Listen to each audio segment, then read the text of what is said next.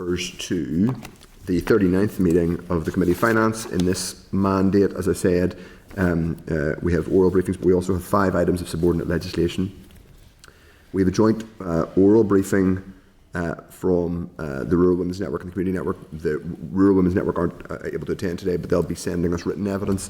We also have an oral briefing from the Registrar and also from RAISE on public spending per head. So we will crack through. Welcome members again and those in the public gallery. You are entitled to use your phones as long as they are in airplane mode and on mute. We have apologies from Owen Tennyson.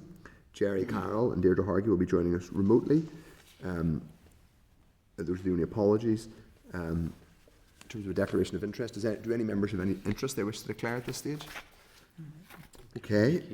Well, then we move on to chairperson's business. The first item of chairperson's business is on page 7 of the meeting pack, which is a written ministerial statement on the RHI inquiry and its recommendations. That, as I said, is on page 7 of your meeting pack. The Minister of Finance made a written statement to the House on the 19th of February in relation to completing the implementation of RHI inquiry recommendations. The action plan referred to in the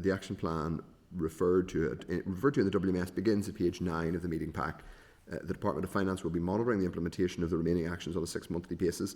Officials will provide a report to the next board and the head of the civil service and provide the Minister for Finance with a report to the executive. Now, two points to note at this stage. Number 1, the PAC has primacy in this matter until they decide to pass it back to us, should they decide that.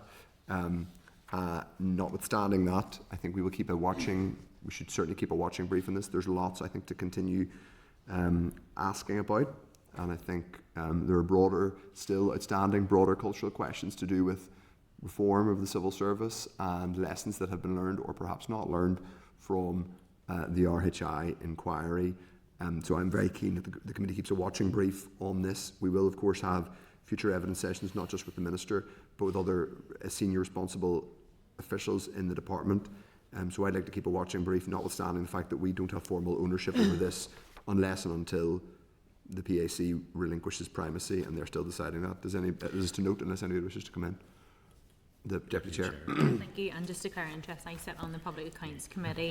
Also, I think this is a prime example of where the difficulty of primacy of PAC exists whenever we've got a ministerial statement from the Finance Minister pointing directly to these things. And I just would appreciate any clarity on what should we be doing as Finance Committee in terms of this, because obviously I sit in the PAC as well and I know the degree that it's being looked at, but surely when it's coming out as a ministerial statement from the Finance Minister, there's some action for us. I would say 2 things, and the clerk can correct me if anything's wrong. I don't think there's anything in broad terms stopping us using this and keeping focused on this in terms of our broader work on civil service reform and those issues.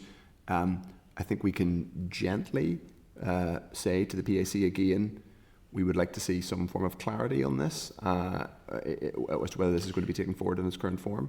Chair, I think potentially the PAC may note the fact that these are 6-monthly updates and revert to looking at updates, which would probably free us up from the primacy. PAC meet tomorrow, and I suspect they will clarify that. And I know that the Minister's update is on the agenda, so we should be able to get clarity then. Once that's clarified, if PAC are just looking at updates as they come, that is pretty much relinquishing primacy because they're not actively pursuing an inquiry or anything like that. I think at that point, this is not to notwithstanding their primacy and to tread on. I think if they are, unless we can say to them, we are keen to obviously continue to do our work in terms of ongoing scrutiny, and it's clearly a part of ongoing scrutiny for us. Okay. Now, next agenda item is the Employment Rights Bill legislative consent motion. That's page 27 of the meeting pack. Officials from the Department of Finance are briefing the Communities Committee on the 27th of February in support of this joint legislative consent motion, i.e. it's joint between the two departments, for which the Department for Communities is leading. So the Employment Rights Bill, this is in your pack with a bit of background, is legislation the Labour government have introduced. It aims to improve workplace conditions, extend employee protections, modernise employment laws, and various other things. But obviously, this is not this is devolved. So most of the provisions in this bill only apply to England, Scotland, and Wales. However, the Section 25 of this bill includes provisions to amend the Procurement Act 2023 to allow a UK minister to produce and publish a code of practice to protect the conditions of workers who are transferred in outsourcing contracts. So I presume that means that in the context of the 2P or whatever, or this section did not apply to contracting authorities here. UK ministers or the executive aren't required to produce or apply the code of practice relevant to Northern Ireland public bodies. This was the approach and way forward agreed by the then Finance Minister. However, there are provisions in the bill relating to employment rights which are transferred and cut across Department of Communities, DERA, DFE and the Department of Finance. For the Department of Finance, there are proposals in respect of bodies carrying out reserved functions in Northern Ireland and in relation to the protection of workers in outsourced contracts run by these bodies. So the Department of Communities, it's important to say that notwithstanding individual views and scrutiny, this is technically a Department of Communities lead, so it's their committee which will be scrutinising it. But there's a separate, the next item is on the same issue, which is a copy of the actual legislative consent motion, which comes from the Communities Minister. The Communities Minister will move the LCM and the Communities Committee will lead on scrutiny. So, notwithstanding that members are free to make their views known on this at now or at any point, this is a Communities Committee matter in terms of primary scrutiny. Jerry Kyle wants to come in. Stand here. You're on mute, Jerry. Not. Give you a second. You're not on mute. We muted you. We'll give you a second. Rectify that. Can you? He's waiting for the mic. Yeah. We'll control this ourselves at some point.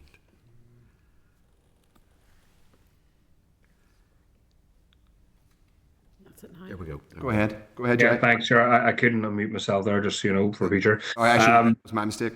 It's okay. So, just looking a bit of clarity. So, obviously, there's some issues now I'm unsure about what will still remain reserved in regards to this bill and procurement. So, are we going to get a chance to look at the community's evidence next week, or what is the process for this committee? Because you're saying it's joint. So, at what stage are we looking at the evidence? And at what stage is it expected that this will be moved by the minister on the floor? It's joint in the sense that it touches on, because procurement is part of the Department of Finance, but for reasons that I have to say I don't completely understand, it's the Communities Minister. It's also touches on the Department of Communities, so the Communities Minister will bring the LCM to the floor. So it's not our job to do it. That's not me closing down discussion on it at all, but we won't be. It's the Communities Committee that will be responsible for doing the detailed scrutiny on it. That's not to say that members obviously won't have the opportunity to debate it in the House, and we can certainly ask that we are kept, and I think that's in order to be asked to be kept abreast of what the Communities Committee does. Just to jump in, sorry, Chair, the Communities Committee will appreciate a part input from this committee.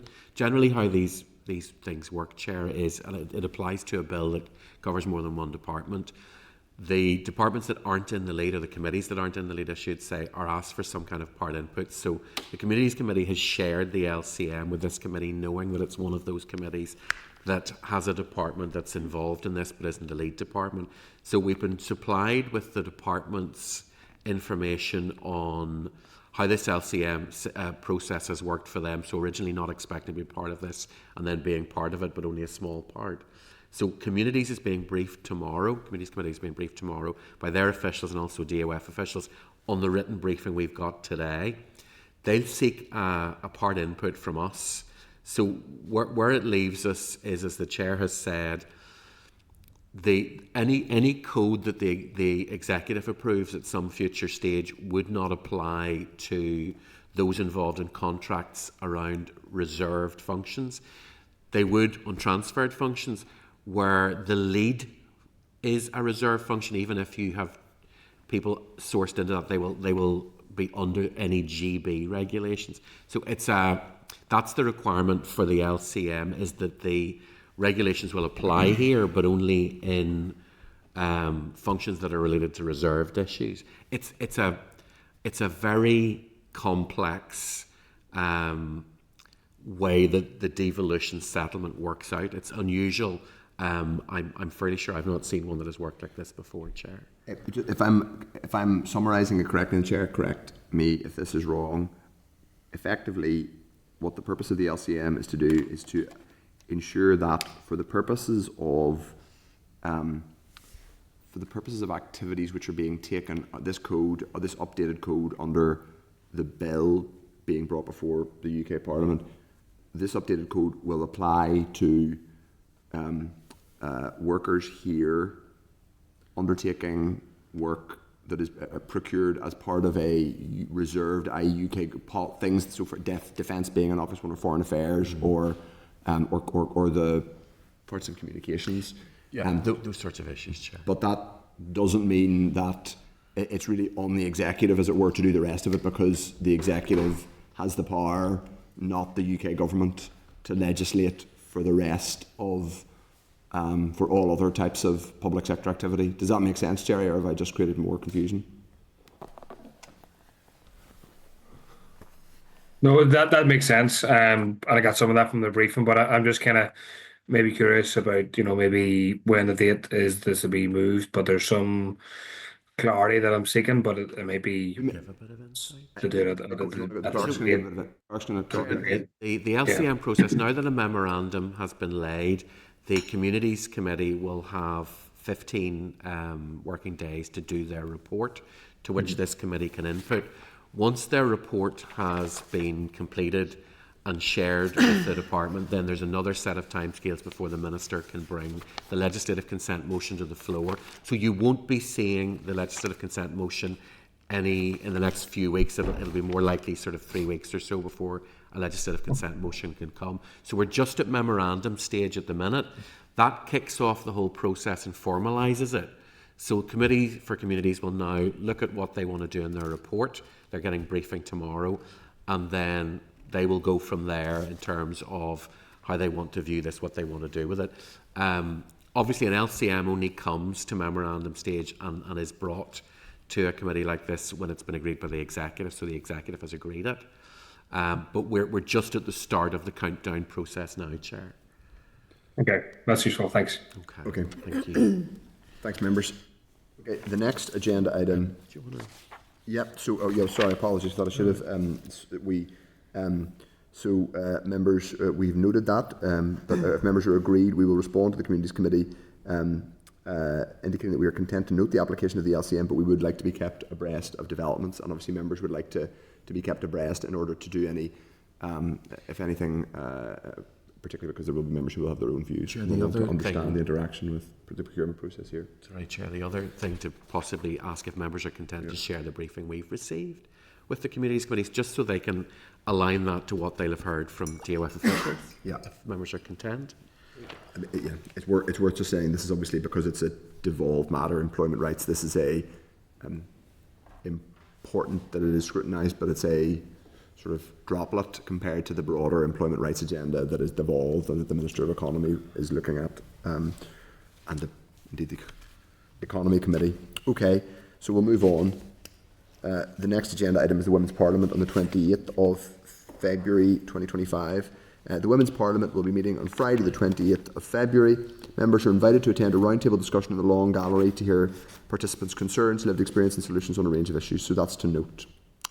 Now, members, the next agenda item involves a discussion on a committee draft report, so it's normal practice for us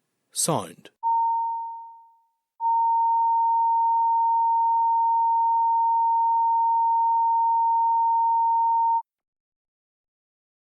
Senate Chamber. Signed.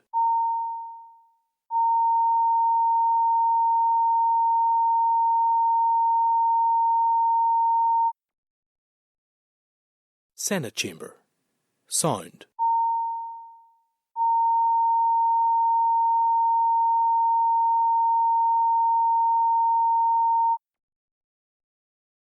Senate Chamber.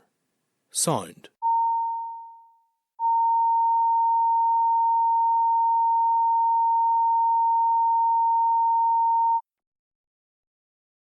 Senate Chamber. Signed.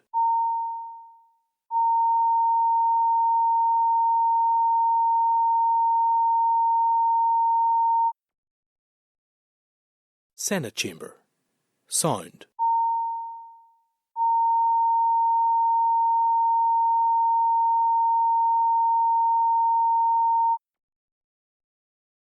Senate Chamber. Signed.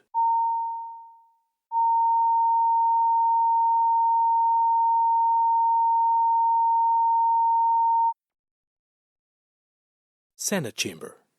Signed.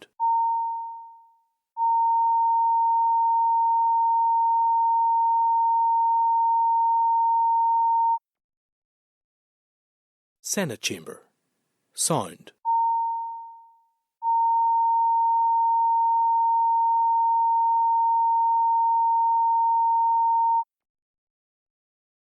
Senate Chamber.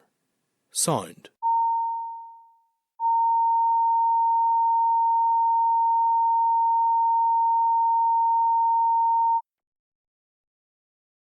Senate Chamber.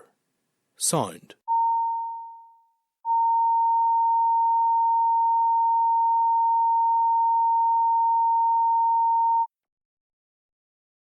Senate Chamber.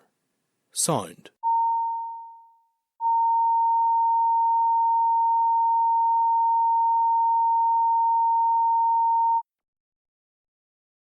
Senate Chamber. Signed.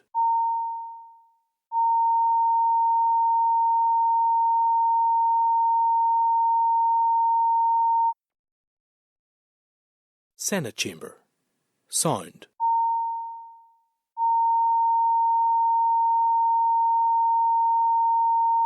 Signed. Senate Chamber. Signed.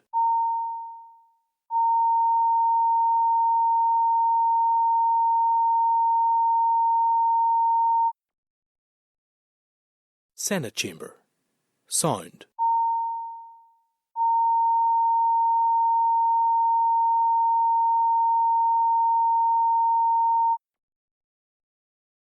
Senate Chamber. Signed.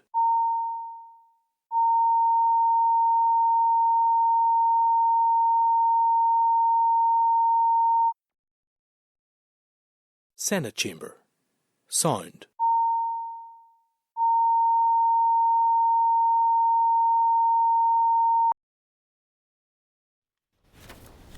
Okay.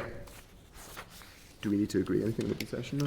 No? So, Chair, what we Confirm what reflect we've on done. is, Stephen, are we? Yep. What we'll reflect on is that the committee has discussed and agreed the report with caveats around the motion, which will be reflected in the minutes. Okay. Chair. That's helpful. Thank you, members, for that discussion and the honest and cooperative spirit in which we had it. The next agenda item is the draft minutes held on the 19th of February 2025. So that's at page 49 of the meeting pack. If members are content that they are a true reflection of the meeting we held last week, I will sign them. Members are Okay. content. Thank you. I should go back actually because there's one additional bit of chairperson's business I haven't done yet, if that's okay, which is this document in hard copy, which is that I just wanted to draw people's attention to it. It's not so much the actual question of the hard copy, it's the fact that it's that we have it in a document form signed off. I would just like to ask the department, for the purposes of clarity, whether this document existing in its form means that it has been discussed by the executive, or what the status is. I noticed that it has the former finance minister included in the forward.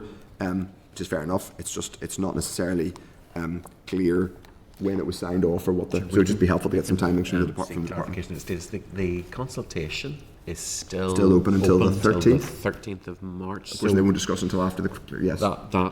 There can't be then the analysis of the consultation will have to have been processed and then there'll be possibly final sign, Mr. Okay. Philip Brett, which is going. I just have one question, Chair. This is obviously my first time ever seeing a document like this, but there's no uniformity in terms of how this is produced. So, in fairness to a number of the departments, they've included their departmental draft budget in this, which is very useful. Some departments have provided more commentary than others, so this is just more of a question for my inexperience. Is there not a uniformity normally to how this document?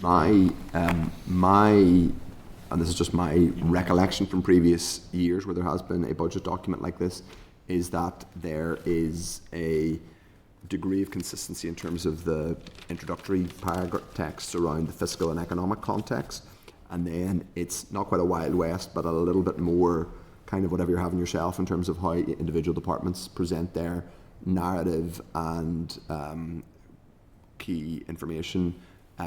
There's a few bits. Now, this is still a draft document, but there are a few interesting bits. I mean, I noticed, for example, there's some odd formatting variations where we slip into Times New Roman at times, but not to be churlish about it. But I think the answer is there isn't that much consistency beyond the initial framing sections, other than simply the tables which set out, obviously, RDEL and CDEL settlements. So they don't even do that, Chair? Deputy Chair and then Steve Aiken.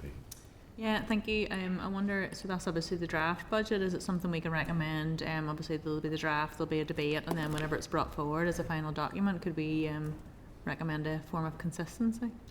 I think that's a definite discussion for us to have, perhaps not right now, but I think there is we have this in the pack next week, so we'll be able to discuss it next week in more detail. But to Steve Aiken, did you wish to? Yeah, just a quick one. I think other members who were previously in the previous committee realised we had this conversation at some length with the Department of Finance and indeed with the Fiscal Council about degree of consistency in similar reporting and similar reporting formats. So one of the reasons why we encourage them to use the sort of the framework that we produce for them to fill in so that it would be readily understandable. I would just say delicately, I think if you look at the Fiscal Council's documents, they are a model of kind of clarity and kind of consistency in terms of simple, straightforward formatting, and also the logical kind of flow of the document, even though it's a relatively technical document talking about fiscal stuff. These documents consistently are not that, but that's me speaking in a personal capacity. But we will come back to this next week if members are Can I content. associate my remarks with yours, Chair? Okay, yeah, not often I hear that, but that's fine. The next agenda item is we're now moving on to matters arising, which is 5.1 is a typographical error in spring supplementary estimates. The Minister has apologised for the typo in the SSE's document and advised that it was a printing error. He indicates that an amended version will be circulated to the committee, MLAs and the business office as soon as possible. This was formally indicated in the business office yesterday and will be in members' packs next week. That's to note, but I think it does underline the importance of us Chair, if I might come in there. Documents and being very welcome, but obviously we have the issue about the vote of account and where it actually is. We have a response on that. That's coming in further later on. Okay, now the next agenda item is another document from the department, and that's the first day brief which we received.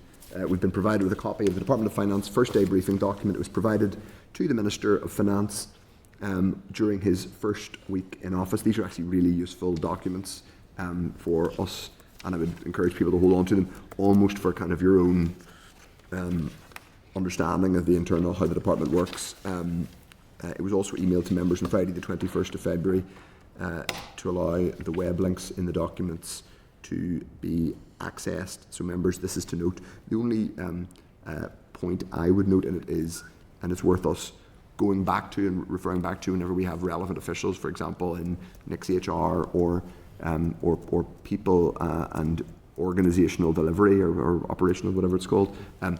There's often a slight inconsistency in terms of how each bit of the department presents its own work plan. So it would be interesting to unpack that when we talk to officials. But that's really to note, unless anybody wants to come in on it. Right, okay. Next agenda item. Further to that, the Minister's private office has indicated he is available to come to the committee on Wednesday, 7th of May, So, Wednesday is quite a long time away, members.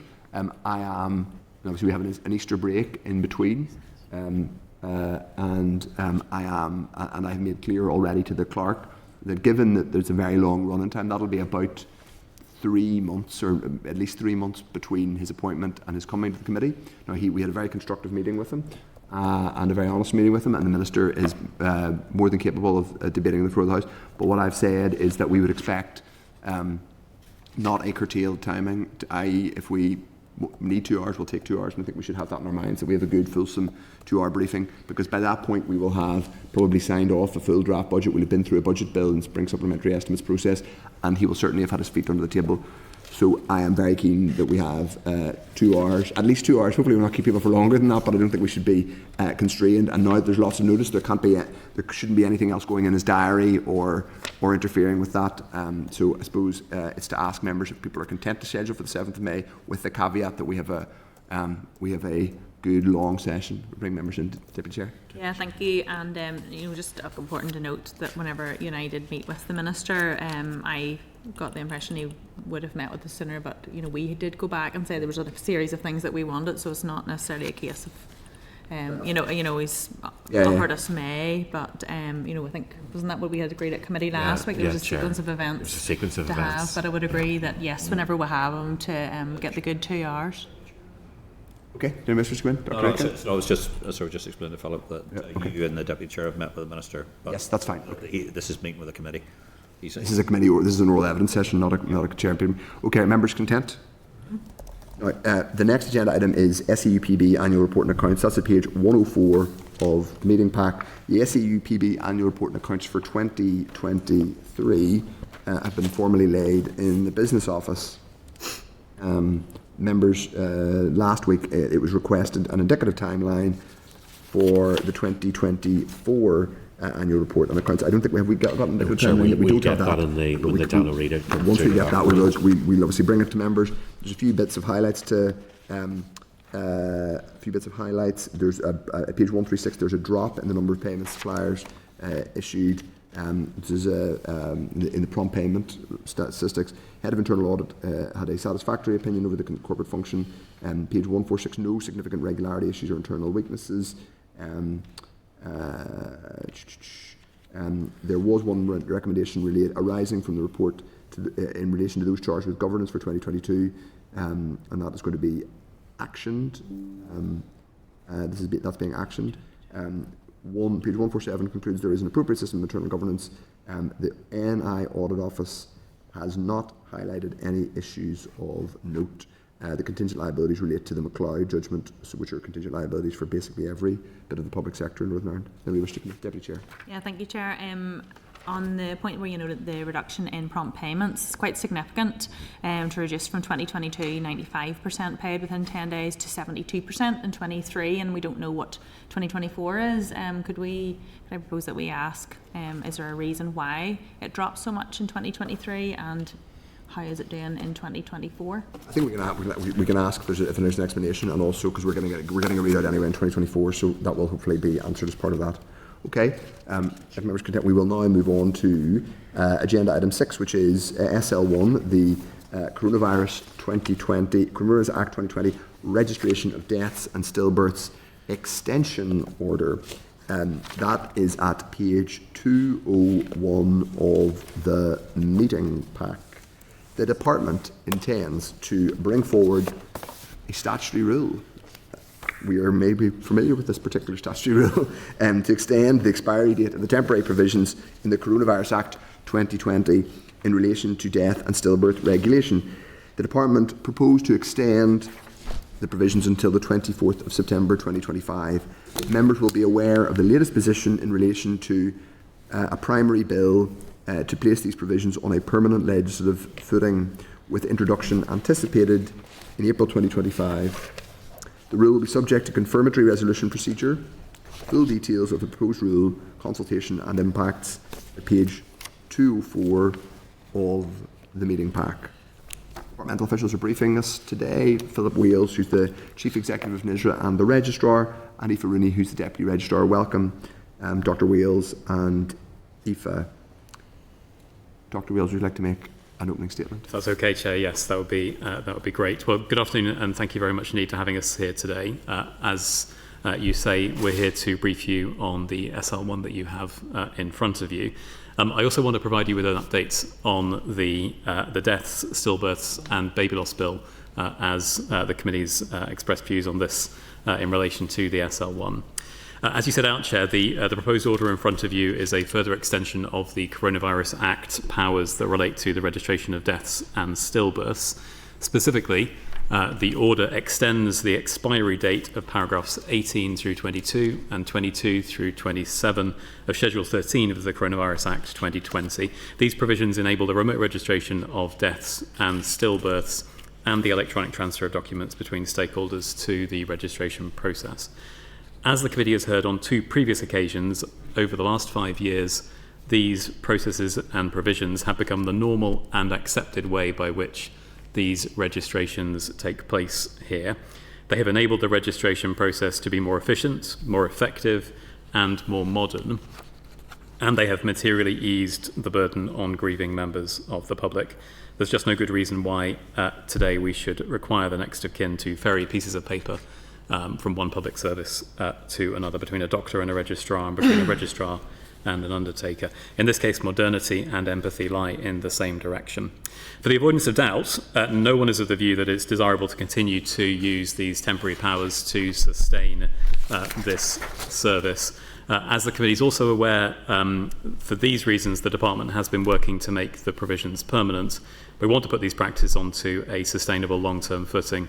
We want to ensure that the registration process continues to support the public as far as possible, and we want to ensure that there is time for the Assembly to consider our proposed permanent powers. This is, after all, a key statutory function. It's important that the registration process is smooth, is predictable, is well understood, both for parties to the registration process and for the public as a whole. In respect of the powers that we are seeking to extend, I'm grateful for the support that the committee has provided on the 2 previous occasions that this question was brought before you. On both of those occasions, you agreed that the important effects of the extension order for the grieving public outweighed the undesirability of continuing to depend on the Coronavirus Act, and I hope that's your determination here today as well.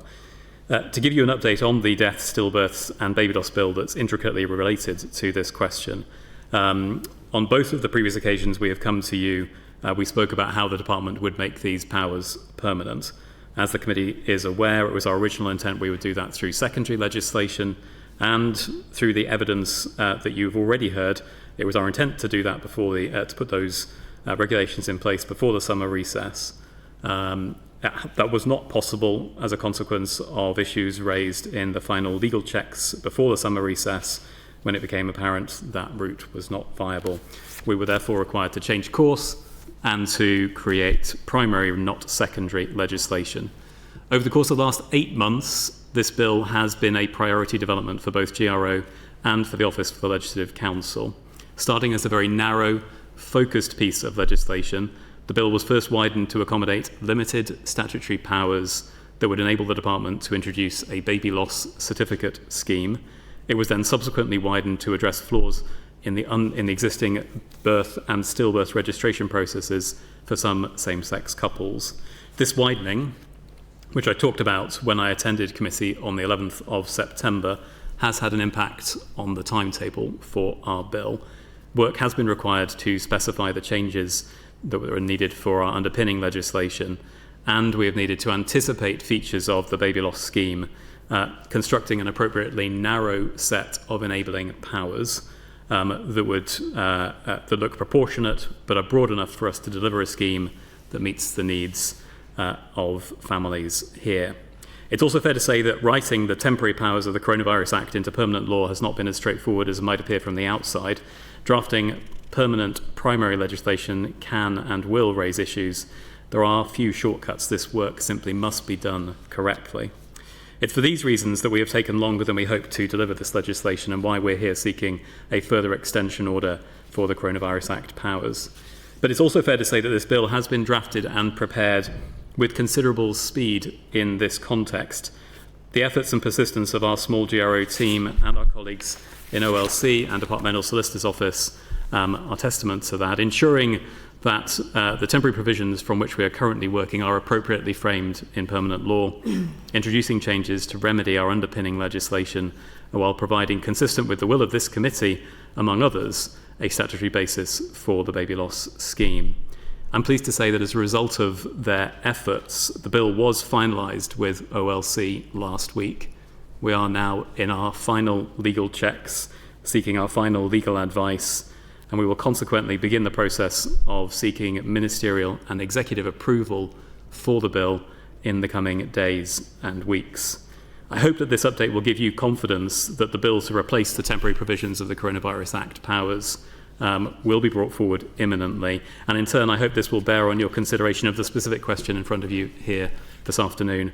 It's my hope that you will support the proposed extension. Thanks, Chair. Okay, thank you very much. Is your position that had the widening of the scope of the bill to include stillbirths certificates not happened, that we would have had a bill by now? Baby loss certificates, Chair, is that what Baby loss certificates, my apologies, yes. I think we were very close to having it ready when I came to speak to you back in September, but it was the expressed will of this committee, the expressed will of members of the public, and the expressed view of the Minister that we should put these provisions in. It has taken time to prepare the required primary legislation, so it is my view that we would be further on down the track, yes. I can't speak to the hypothetical. I suspect the answer is that we would have had it introduced by now if we hadn't taken time to extend the bill in the way that we have. However, a bill is an opportunity, and it was an opportunity for us to put in place something that was an enabling power. We would come and consult both with the Assembly and with the public on the details of that scheme. So we wanted to take the opportunity when it was presented that we could take this power. Now, you said that you and your colleagues had worked at considerable speed. I think with the greatest of respect, there will probably be members of this committee and probably people watching outside that may question that description somewhat.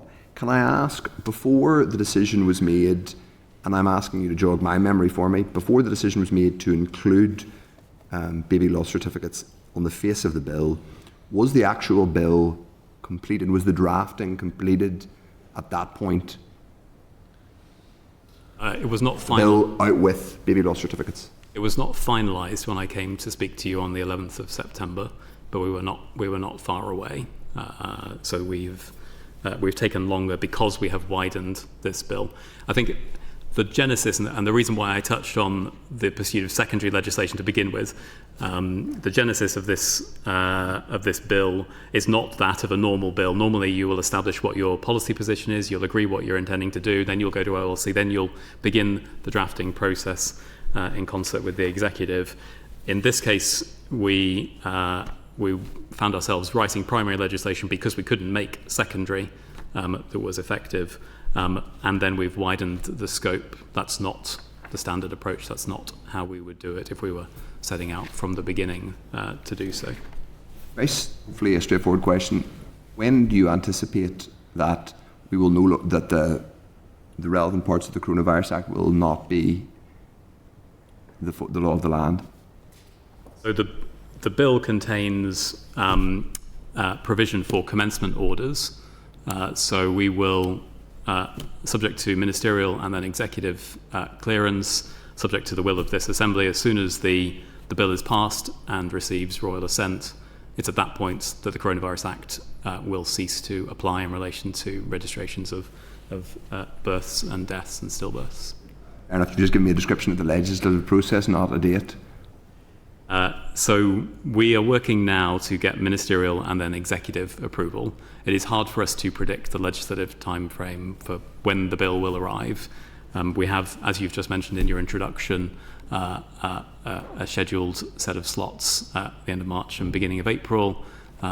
We need to go through those processes, and subject to the clearance of this Assembly, then it will happen. I can't give you a day or date, Chair. You can't currently give us a date for when we will see when we will see this bill. So I hope that you'll see the bill in a matter of weeks. I can't give you a date because we haven't gone through the process of getting ministerial and executive clearance yet, but the bill is finalised. I haven't come to you previously with a finalised bill. This is a finalised bill. It's probably worth being honest. I'm not saying you've been dishonest before, or any of your colleagues have, but also being collectively frank about the fact that you will be back asking for another extension in September for these powers. I hope that that's not the case. Realistically, it's almost vanishingly unlikely that it will not be the case, surely. I think our current aim and hope is that we will have it done in time for September.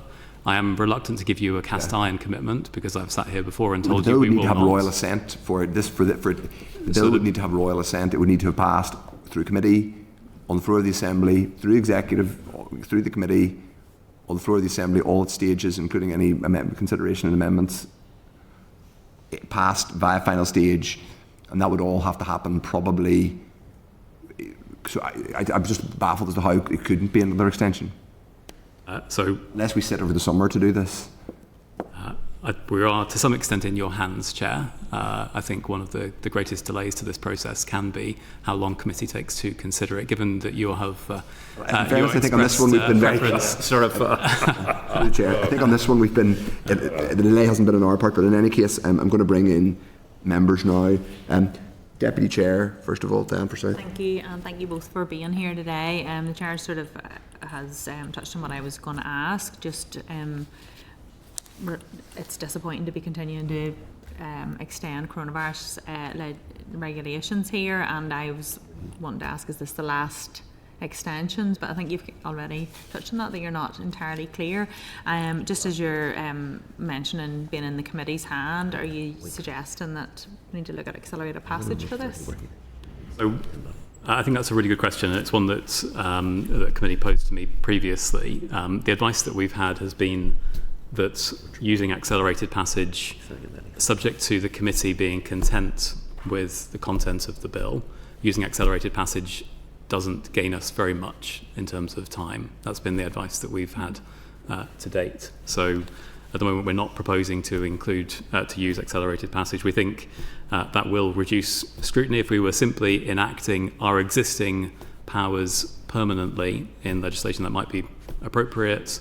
But we're not doing that. We're taking powers in relation to a baby loss certificate scheme, and we're introducing amendments. We imagine that the Assembly would want to scrutinise those. This will ultimately be a ministerial decision, but it's our position right now that it doesn't gain us very much, and that it's likely that yourselves and the Assembly at large would want to examine the legislation that we're bringing forward. And is there a requirement that extensions are 6 months? Yeah, that's the maximum. Okay, because I was just wondering if you knew that it was going to take longer than September, why you would be extending it to September. No, that's... Yeah, so we have to ask for 6 monthly extensions to this set of powers and provisions. Okay, thank you. Thank you, Chair. Gemma Dolan.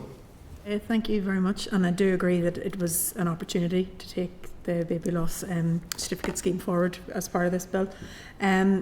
So you've mentioned that you had challenges, but this, could you, is there any point in you trying to explain to us what those challenges were, or is it too technical? No, we can do that. Do you want to take that one, Aoife?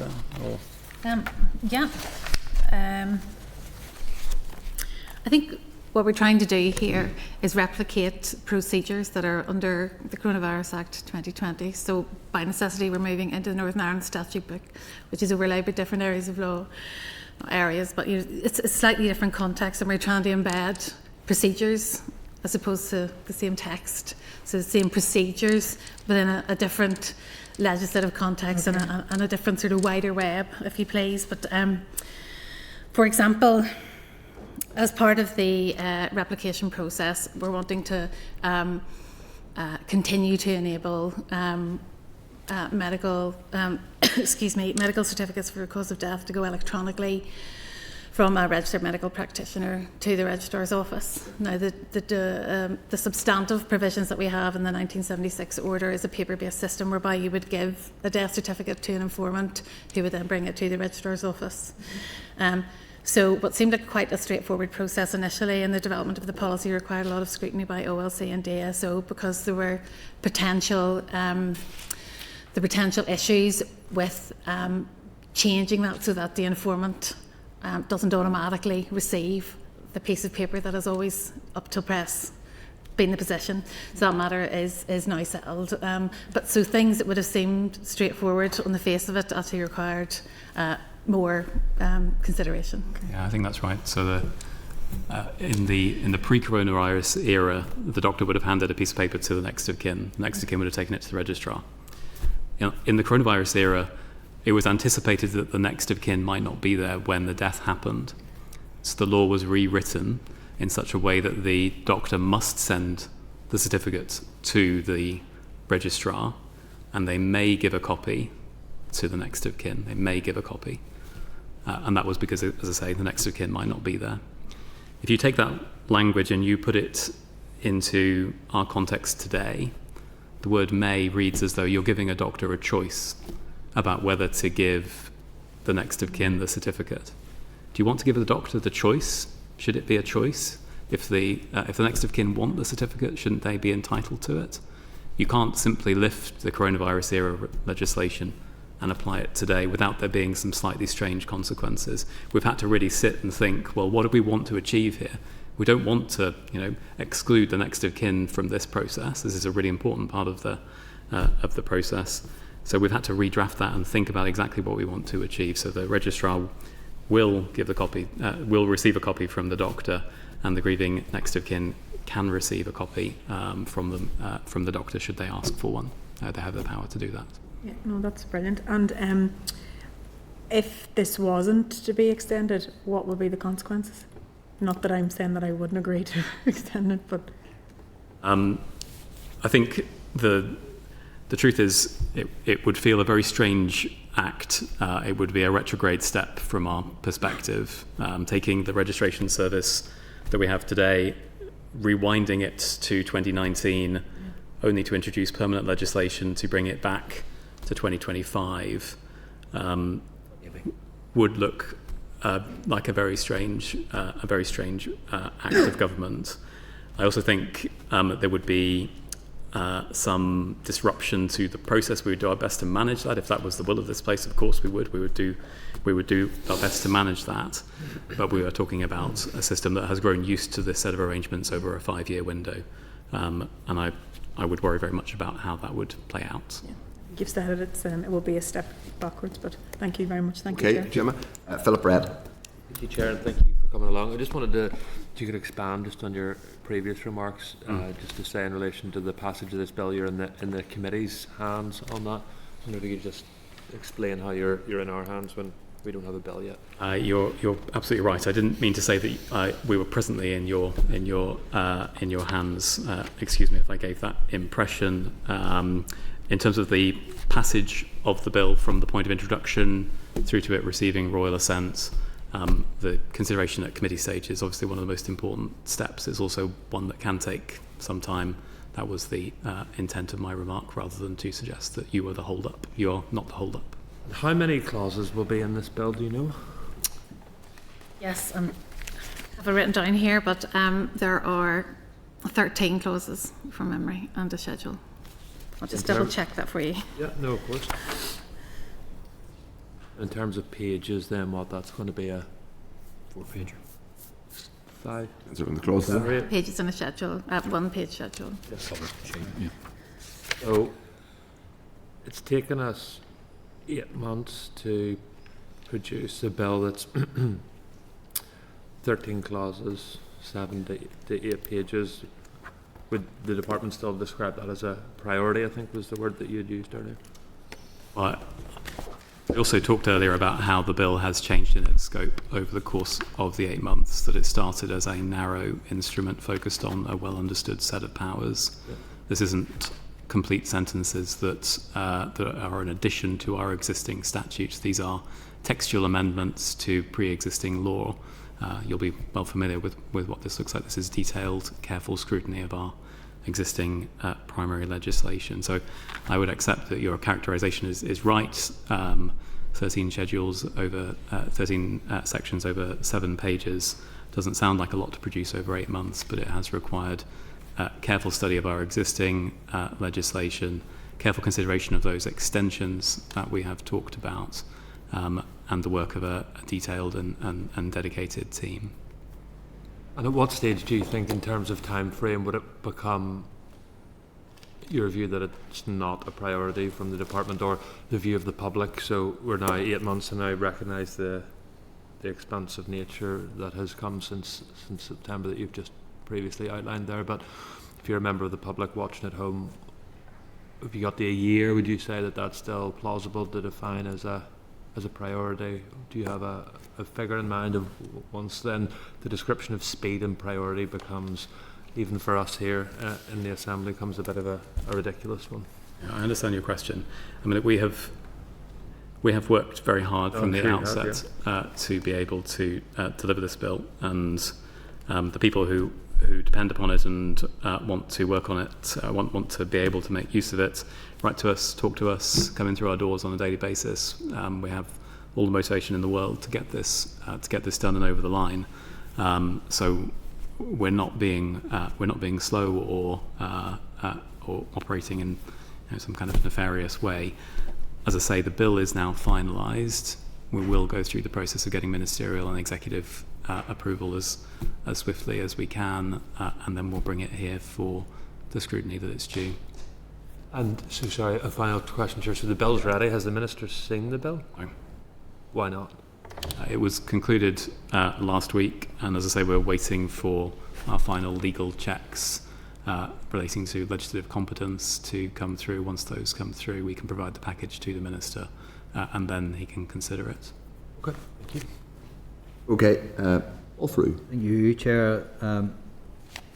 50 weeks ago, Philip, you came to this committee and said that work would commence shortly on this legislation to make this very positive move permanent. It's been quite a ride. I think what you hear today is a real sense of disappointment from this committee at the length of time that it has taken. You're quite right, it was a very bespoke, targeted piece of legislation. It was replicating temporary law way back 13th of March. That changed on the 12th of June, where you realised at that point then that this couldn't be done through secondary legislation. You came to this committee on the 11th of September, and at that point we also stressed and urged how important it would be to have the baby loss part in. So we were accepting of that and accepting that delay. But we were always promised that it would be January that this bill would see an executive table. And so I am deeply disappointed that we now are being told that it could be April before this bill sees inside that chamber.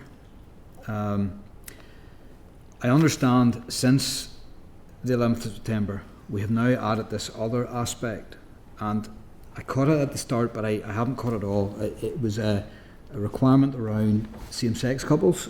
Can you shed any light on what that actually practically means? The way you answered Gemma was really, really good with regards to the practicalities of moving from temporary legislation into permanent. And you'd be right to be cautious about not just replicating something that we did in an emergency setting, because some of the policies that were delivered from the executive are horrendous. So I think you're right to make sure that we get it right, and we play a part in that.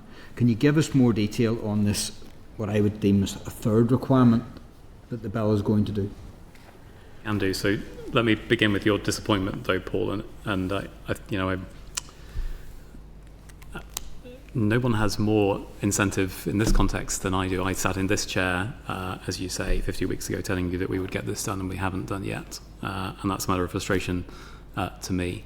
I think we have done some learning along the way. I think we have been over-optimistic in our own assessments of how long it will take us within our team to get this job done, and that's learning that we'll carry into our next project. That hasn't been done out of a desire to mislead or to misrepresent the position. That's done out of a genuine desire to make progress as quickly as we humanly can on this question. So I hope you'll take it from me that we are very committed to getting this job concluded. In relation to the issue you raise, this is a real matter of detail, and there's a risk I'll get it wrong here, so I'll depend on Aoife to keep me right. We're good at detail. That's good. So as we were constructing the bill and looking line by line for the amendments that needed to take, it was highlighted to us that there are differences in the registration rights of some same-sex couples compared with some heterosexual couples. Specifically, the registration rights of unmarried, uncivil partnered heterosexual couples around births and stillbirths differ in our legislation to those for same-sex female couples. This isn't a question of there being a policy difference.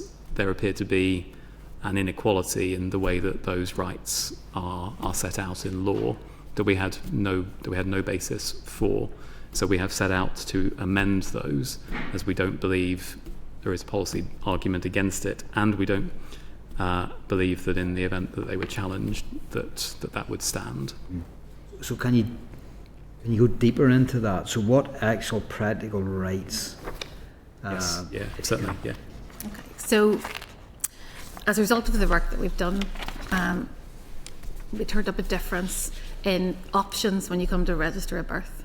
So options, but it's for a specific set. So the difference is between heterosexual couples who are neither married nor in a civil relationship or civil partnership with each other, and same-sex female couples who are neither married nor in a civil partnership with each other. So there are different options in terms of registration, in terms of attending an office, for example, a joint registration for a birth. In that scenario, a heterosexual couple, both parents can attend separately to jointly register a birth.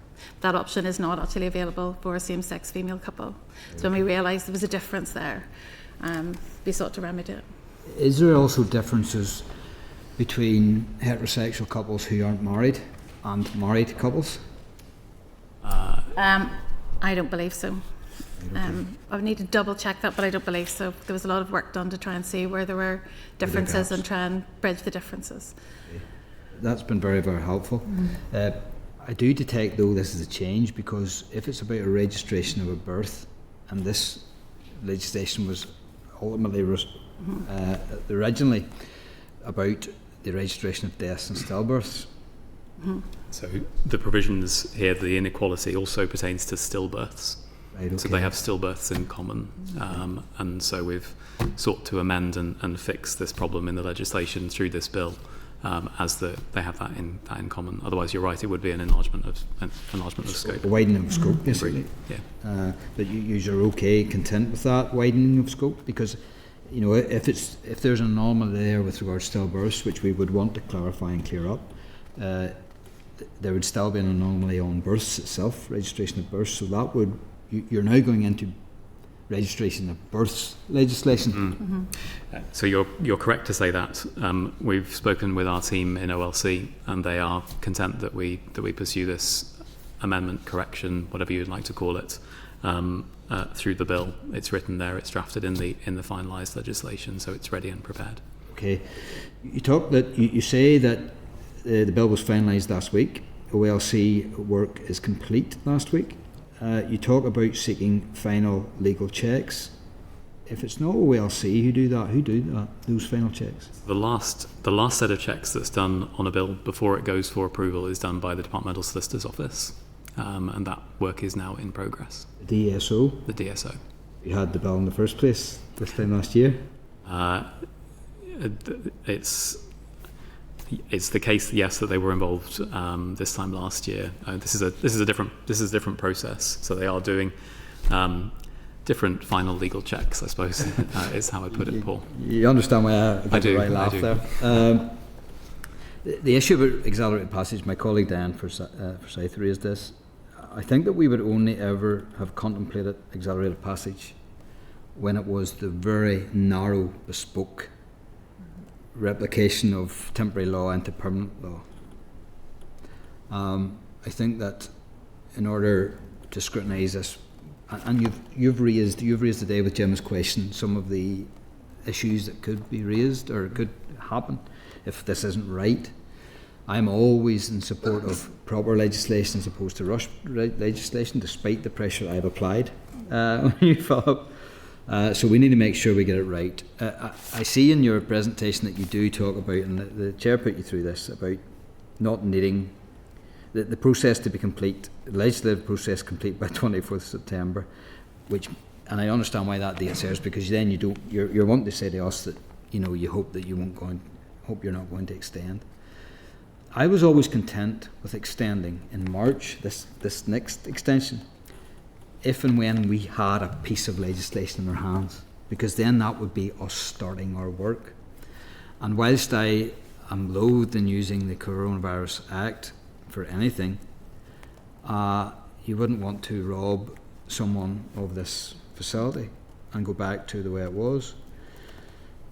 I think there has to be a degree of honesty here. If we are starting to go through the legislative process, extensions are neither here nor there at that point, because ultimately we know we're on journey to complete a piece of permanent legislation. I think the pressure I've always applied is using the 6-month extensions in order to get the legislation quickly. And I have a certain sympathy for you, because we have, and the bill has extended in scope. But just to reiterate, 13 clauses, and again, a clause could reach to 13 pages, really. But to have something take so long in this department, when other departments, the Department of Communities has produced 4 bills. Education 1, Justice half a bill. I just think this has been an awful process and an awful long time, with all the mistakes that's happened, with all the wasted months that's happened, and it has not been a good look for this department, or might I add, the office. I don't even expect you to comment, because we are where we are, and we've walked this journey with you, Philip. But it has been a horrendous experience. I don't think in my time as a politician since 2010, full-time politician, I've come across such a process. It's damning. I'll leave it there, Chair. Thank you. Okay. For your time. We have no further members who've indicated that they wish to ask questions. So in that case, we will move members with the. If members are content, I know with the caveat that members in many ways aren't content with the process that's been followed. I mean, I would just say before, as it were, we let you go, I mean, are you kind of been, and we appreciate you've been, when you've come before us, you've been honest about the issues that you've faced, and you've been willing to listen to us, be direct about frustrations. Is there a broader challenge in terms of capacity for the Office of Legislative Counsel that you're aware of? Because this does seem to be a bit of a structural challenge at the minute.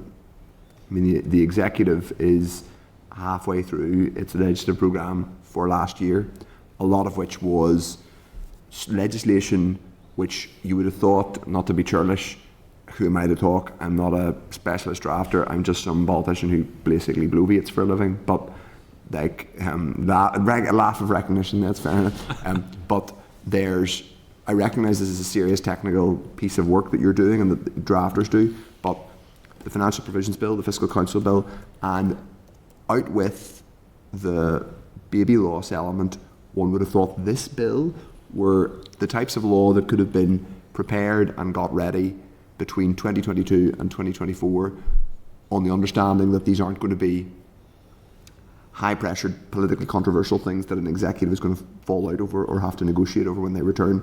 They'll just need to get on the statute book. Is it that OLC simply doesn't have the capacity? What's holding this up? So I can, as you would expect, Chair, and I don't mean to be difficult, but I can't speak for the Executive's legislative programme.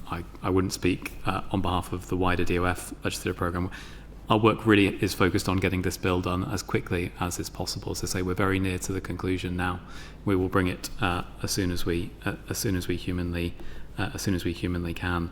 For what it's worth, the people that we have worked with in OLC are very good. They are specialists. They are experts. It's taken them a very long time to become experts in the thing that they do.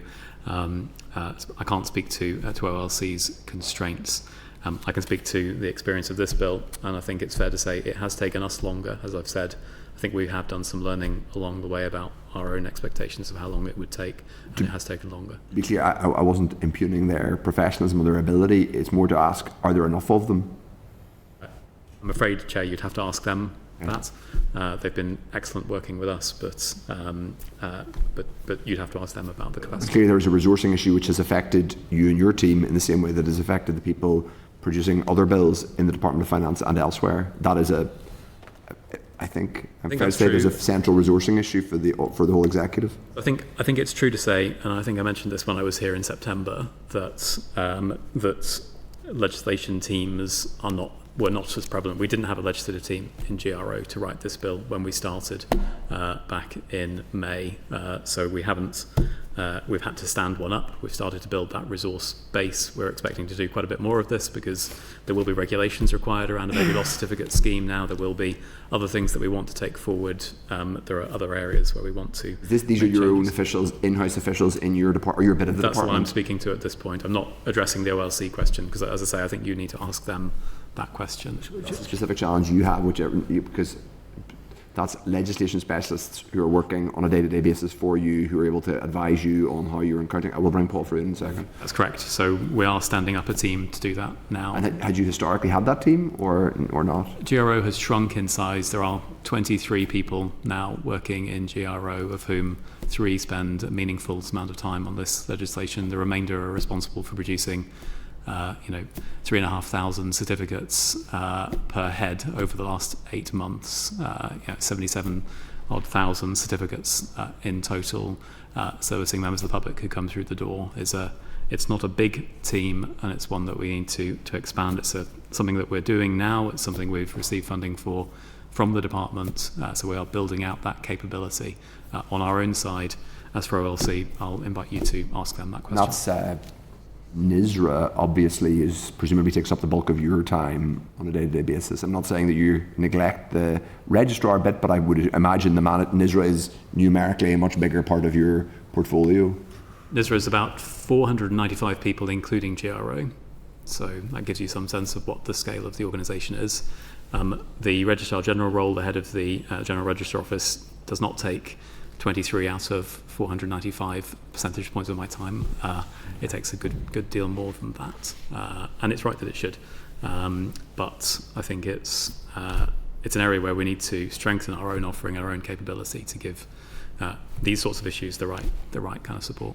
Paul Free. You shed your your answer to the chair, Philip, shed doubt on my understanding around the baby loss clause.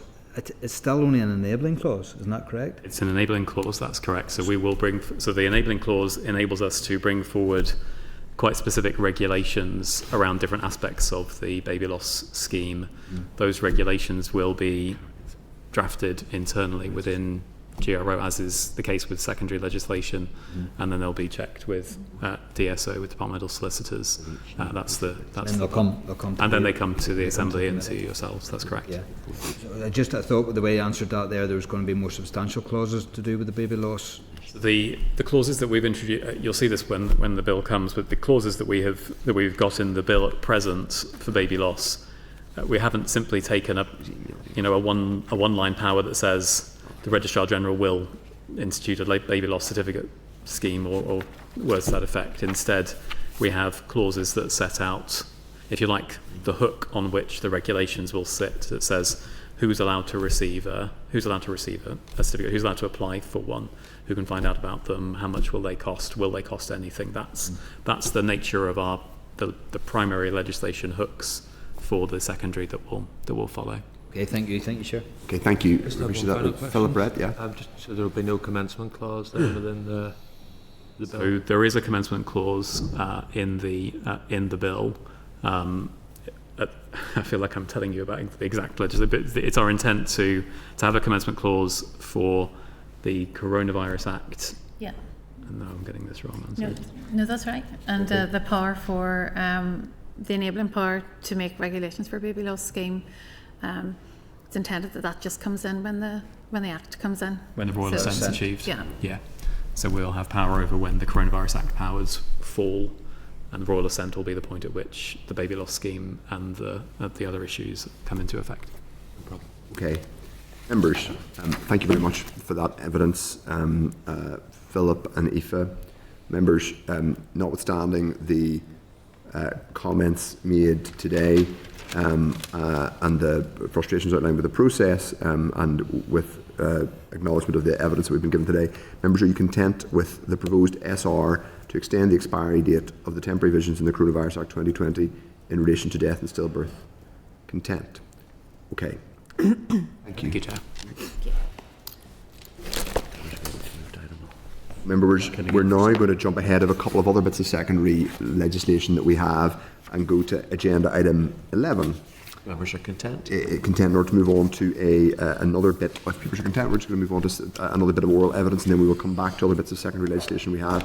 So if people are content that Hansard will record this item, at page 251 of the meeting pack, there's a clerk's cover note.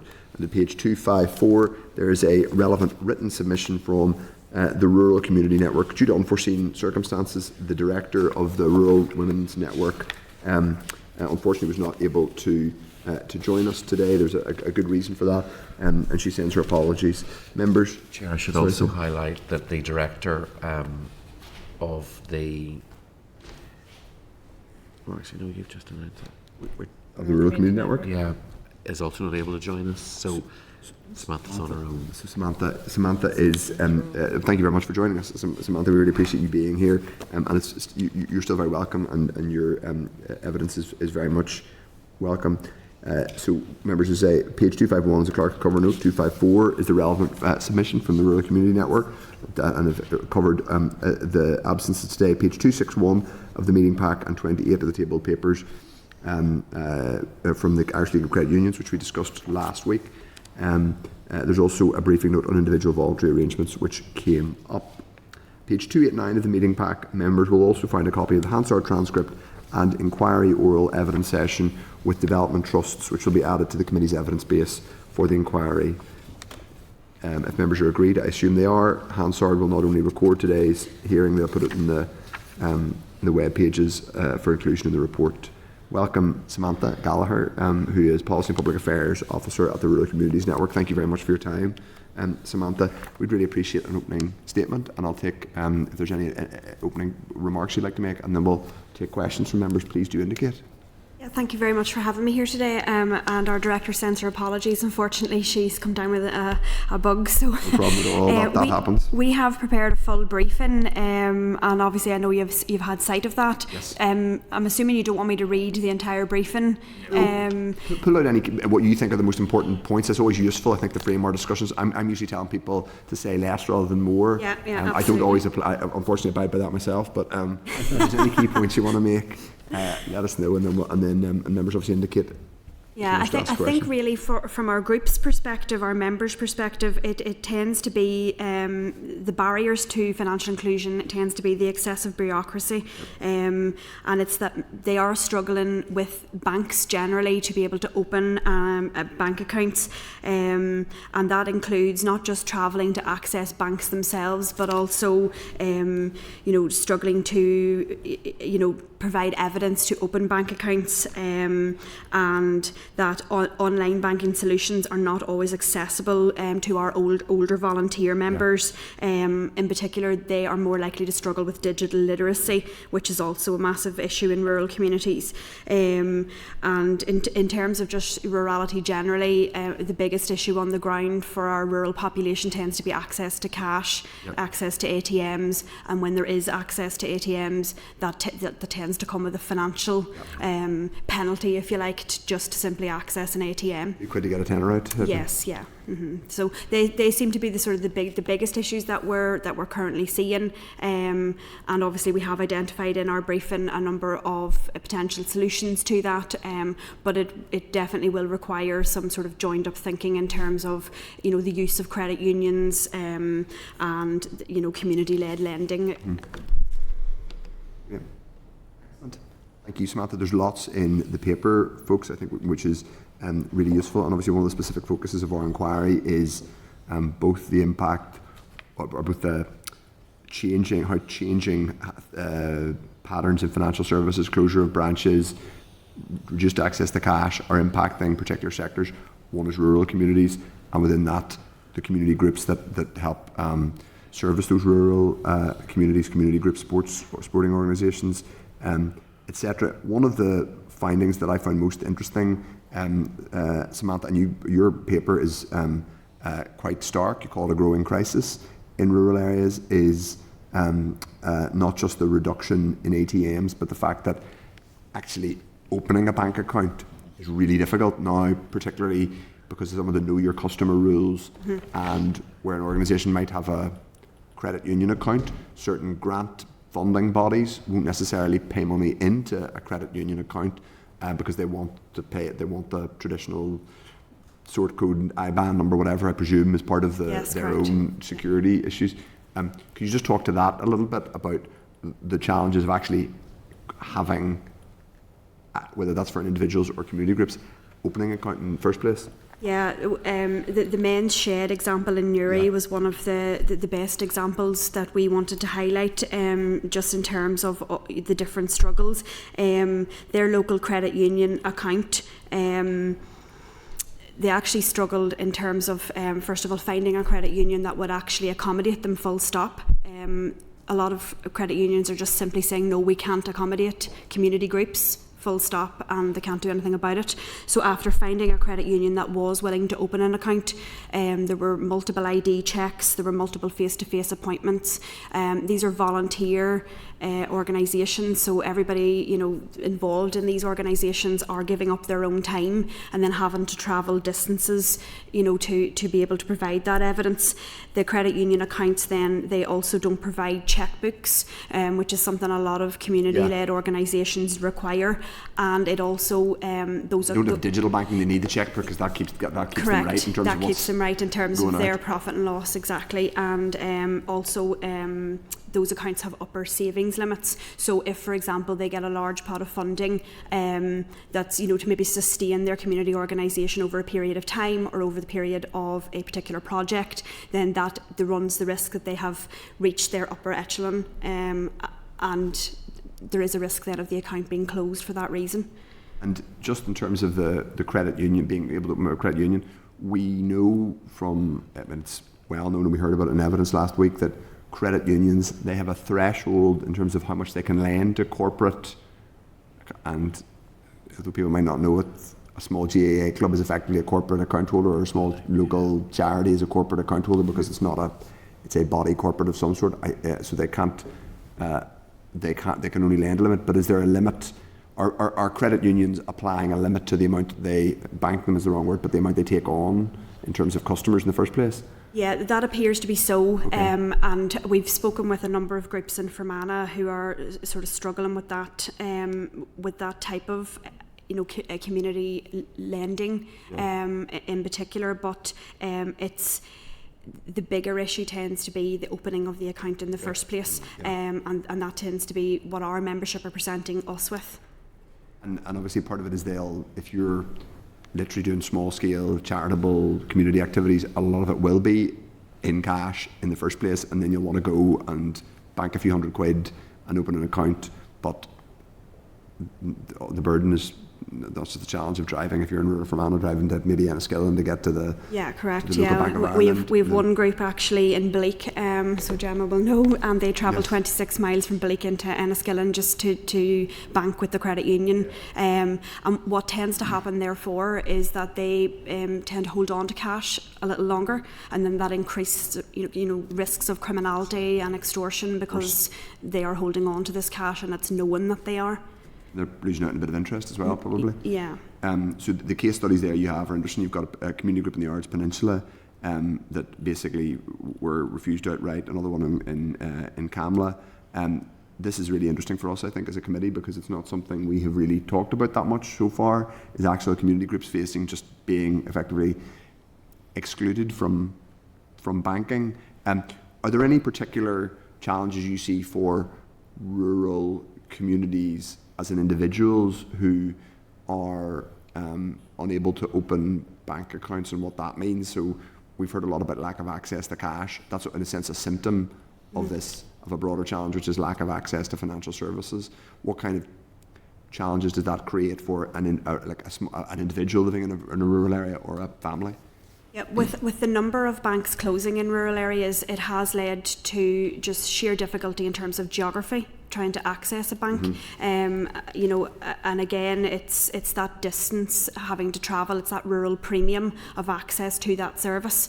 So, you know, even in terms of financial advice, we're hearing on the ground farmers struggling to get access to financial advice with their local branches, where historically maybe they would have been supported with loans to sustain their farms over the winter, specific financial advice and guidance. They are now having to travel further afield to access that.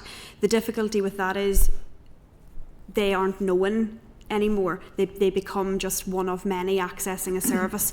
And the other issue, of course, is that when we centralise services into cities, that complexity of rurality becomes more stark. Yeah. And I would go as far to say more dangerous, because we have, for example, prior to this role, I worked in community advice for Mana, an advice agency, and obviously we've seen the digitalisation of universal credit. So if we couple the fact that everything has effectively gone online, it just puts those with that lack of digital literacy and literacy generally more at risk. Yeah. Now, you mentioned that you're Fermanagh based, or have been Fermanagh based. One of the challenges you mentioned there that is a particular rural challenge in areas near the border is not just near the border, but the cross-border challenges where people bank in one jurisdiction and live in another. What are the specific challenges you've heard about in that regard? In terms of workers generally, there tends to be delays in salary payments. So we're seeing, you know, where a payment is released one day, it should really enter that person's account either immediately or the following day. That would be the usual way. But with cross-border payments of this nature, we've seen delays of up to a week and sometimes longer. And that's a change basically from 2019. Absolutely, that's a direct result of Brexit. And there's also difficulties accessing loans from banks in either jurisdiction. So, for example, if we take a local hairdresser in the Fermanagh region who lives in the Republic, wants to build a house in the Republic, she's struggling to evidence her earnings in a different jurisdiction in order for it to qualify for her to gain assistance with mortgage or bridging loans, etc. in the Republic. And that's even despite some of these banks, the well-known high street banks are mostly cross-border. Yes. They have different business. Part of what they've had to do is more clearly delineate their business units, north and south. Yeah, and from what I've been told on the ground, it appears to be again, it is bureaucracy, it's red tape, and a lot of our people who live on border regions appreciate that there needs to be checks and that those checks take time. But it's become increasingly difficult, in particular if you're self-employed. And if we look at the number of people in rural areas that are self-employed, that tends to be a lot higher. And because of that, the barrier is then set higher by banks in terms of accessing that sort of credit. The kind of person is a tradesperson, yes, absolutely, living in Leak, for the sake of argument, or Strabane, who does a lot of but it works a lot in Donegal or Cavan. It just happens to be the firm they work for does most of their work on the other side of the border, and they want to buy a house in Leak or Strabane or wherever it is. Kamala, and but the challenge is you can't. It's harder. It's slower and it's clunkier, and the checks are. Yeah, absolutely. And even in terms of, we've heard of building contractors, for example, in Newry, where they are operating in Dublin and would like to maybe apply for a contract in Newry as well. Then they're also struggling to navigate the banking associated with being able to do that and being able to operate on both sides of the border. Yeah. Okay, that's helpful. I'm going to bring in members now. Do indicate, folks, if you'd like to go in. Diane for South. Yeah, thank you, Chair, and thank you, Samantha, for being here today. So with this inquiry, we're obviously recognising that banking is not devolved to Northern Ireland. It is governed centrally for the United Kingdom, and just we're trying to identify, what that means for people. What could we do better to identify what the specific issues are here in Northern Ireland? What would be the main things that you would want to feedback? I suppose the main things to feedback to Westminster, is that what you're... To ourselves, yeah, as we're forming our view on yeah, this. no problem. Well, I mean, to me, it's definitely... there's community-led lending has been and historically has worked very well for community-based organisations. I think that is definitely something that could be explored, and it's something that can be dealt with in a devolved manner. However, engaging in conversations with banks, for example, to have clarity on, can groups open accounts, the difficulties that they're experiencing in doing so, that does become slightly more difficult, and we appreciate that. But Rural Community Network Northern Ireland... Do you think that yourself and other, representative groups from Northern Ireland have enough of a voice at the table? I would say rurally we probably don't generally, and that goes right back to the Rural Needs Act. I just don't feel like it gives us enough teeth in terms of being able to ensure that the rural voice or rural limitations are mitigated against properly. It's very easy to say, oh, there's limited ATMs in rural communities, but what do we do about it? We need to get back to sort of the bread and butter, that rural poverty and that rural premium is a serious issue, and if we don't have free access to ATMs, if we don't have communities being empowered to build themselves up, then we're going to have a serious problem, and our director has clearly indicated that in her briefing, where she has called it a financial crisis. And we do work very closely with our counterparts in England and Wales and Scotland, and I think potentially there is remit there to maybe increase our voice on a UK-wide basis, and it's something that we would certainly be willing to collaborate on with yourselves to ensure that the rural voice is very much represented within this type of remit. Yeah, thanks. And just one more, I represent South Down, very rural constituency, and whenever we're picking up feedback from different things like, the banking hubs, the use of them by businesses, not just individuals looking for ATMs and looking for their cash, businesses, are evidence-based. It's good to build that data and that evidence base as to how businesses in Northern Ireland, and you mentioned some examples there as well, make use of their different banking facilities. So it's really, really useful to have you here, and I do thank you for that, and I thank you for the briefing as well, and I think that it'll add great value to our inquiry and output. Thank you very much. Thank you. Okay, Dr. Steve Aiken. Yeah, thank you very much indeed. So I'll make a declaration of interest as an MLA and somebody who's having to deal with a lot of constituents who are having real difficulties with mobile banking at the moment. We're all MLAs. I don't think you need to declare that as an interest.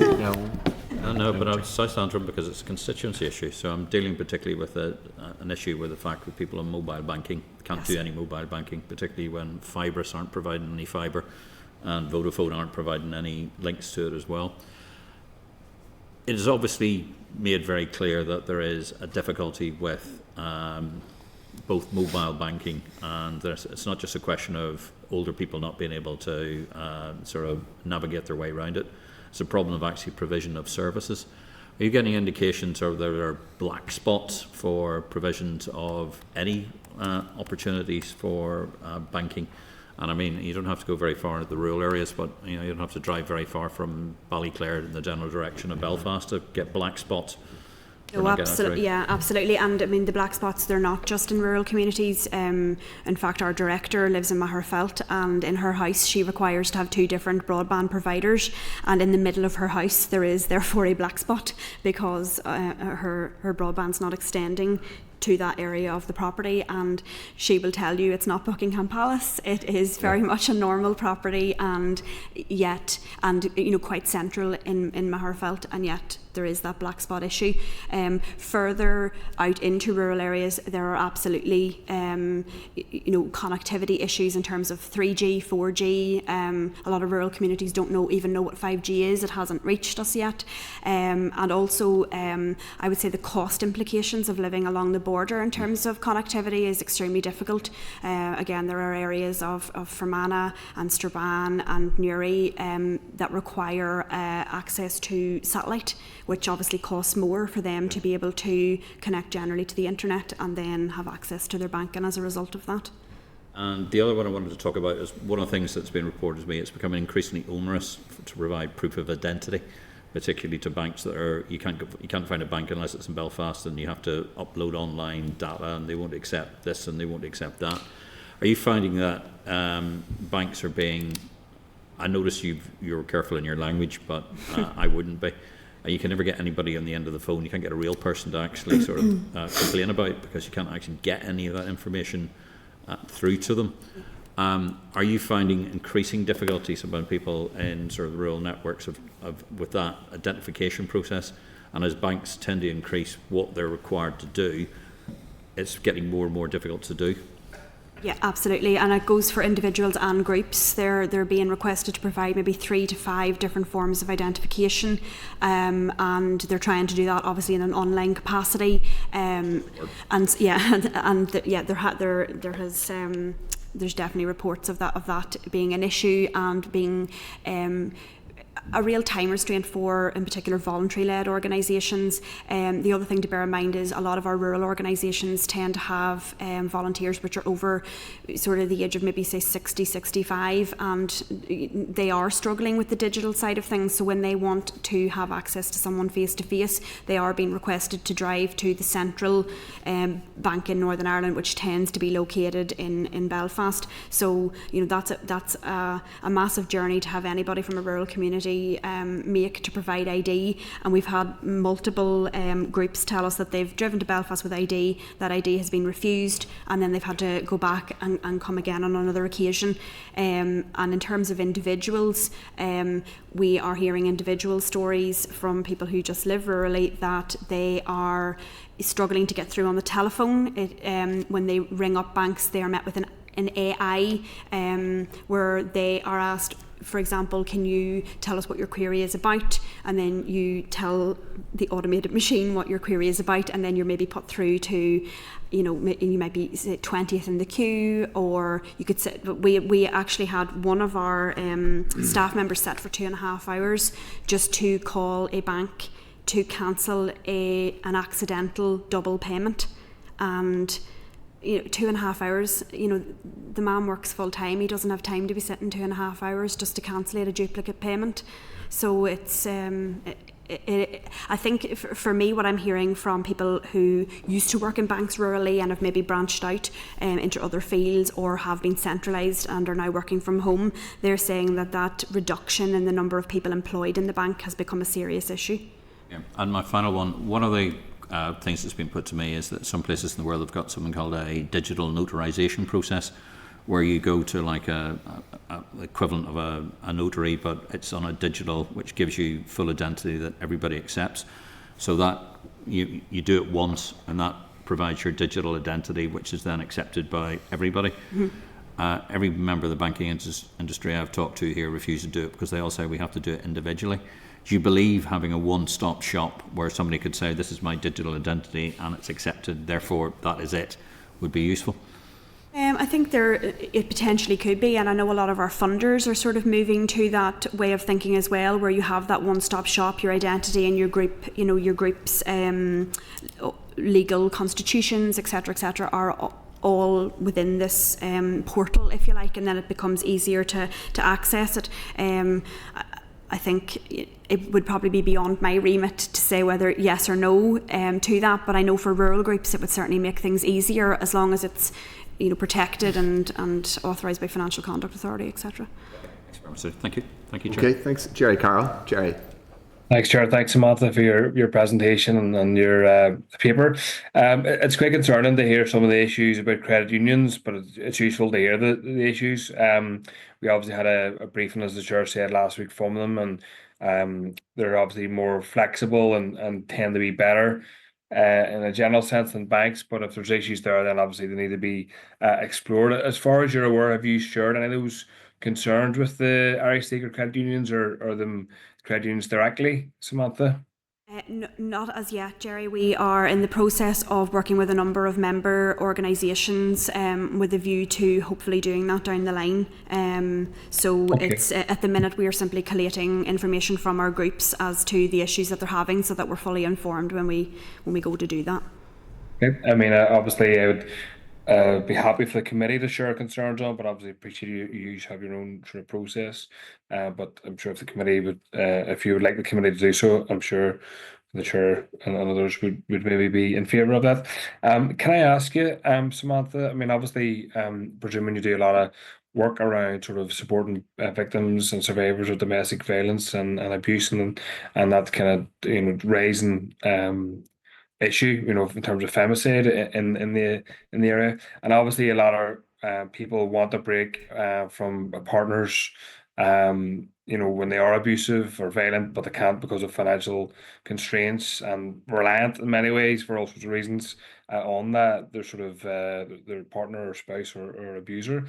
Is there anything that you think that banks could be doing to sort of support women sort of fleeing from those situations in terms of getting access to joint accounts, or is there anything that you have sort of looked at or suggested, or through your work and advocacy, you think that banks could be doing to make things, a dreadful, awful situation which needs to be tackled at the root causes, which isn't really by the executive, but is there anything that banks can be doing to make a situation maybe a bit easier for survivors and victims? We have worked quite closely over the last couple of months with two of the most rural women's aid groups, and just in terms of what their role is within the Ending Violence Against Women and Girls strategy. And it is something that they are continuing to bring up, is that access to a joint account, and to be able to smoothly remove yourself of that. Because the problem is when a person goes to flee such a scenario, if they go to remove money from the account, then it's automatically visible to their perpetrator. So I think there needs to be maybe communication in terms of protections from the bank to allow that type of scenario to occur in a smoother way, but I think that would definitely be up for Women's Aid would be better placed, as would Nerwin, to be able to make suggestions on that front, and from a rural perspective we would be more than happy to feed into that.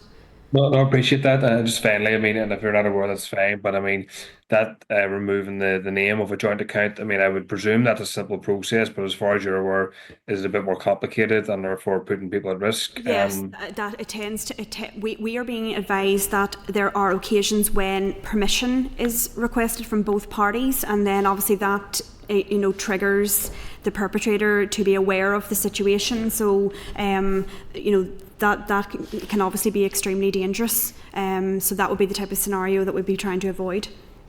Appreciate that, and I think that's something the committee should maybe look at a bit more. But thank you, Samantha. Thanks. Emma Dolan. Thank you, Chair. Samantha, it's great to see you again. And in addition to Dr. Aiken making a declaration, I'll have to make a declaration as well, because my office is actually inundated with these sorts of queries, ID and all sorts of things. But something that has made it even more complicated in recent weeks, and I don't know if you're aware of this, Samantha, or other MLAs, is the electoral office have now moved to doing ID applications online, and it's adding to the digital literacy issues that we're facing in the office, because I know banks send people to our office, go there and get an electoral ID and you get sorted, but it's now even more complicated. So it's adding to, again, the rural issues too. So obviously, as the representative of a border constituency, a rural border constituency, I'm aware of the challenges faced by people cross-border workers in particular, trying to set up a bank account in the jurisdiction that they're not resident in. And you've mentioned about the increasing difficulties of this since Brexit. Have you had any engagement with your counterparts in the South on this, or who are your counterparts in the South? No, we haven't had any. Okay. However, we do sit on a committee that is exploring the sort of the consequences of Brexit, and it includes Centre for Cross-Border Studies. So to me, I think there is remit to explore this. At the minute, I feel like we're in the very early stages of, everything that we're hearing is anecdotal. So to be able to collate that, to ensure that it's the strongest possible evidence before we go any further with that. But we would absolutely welcome an opportunity to explore that further with our counterparts in the Republic. Yeah, no. And another thing, because I'm only new to the Finance Committee and new to this inquiry, but another thing that banks aren't doing, or limited banks are doing, which is affecting rural or border constituencies, is they don't offer self-billed mortgages in a euro salary.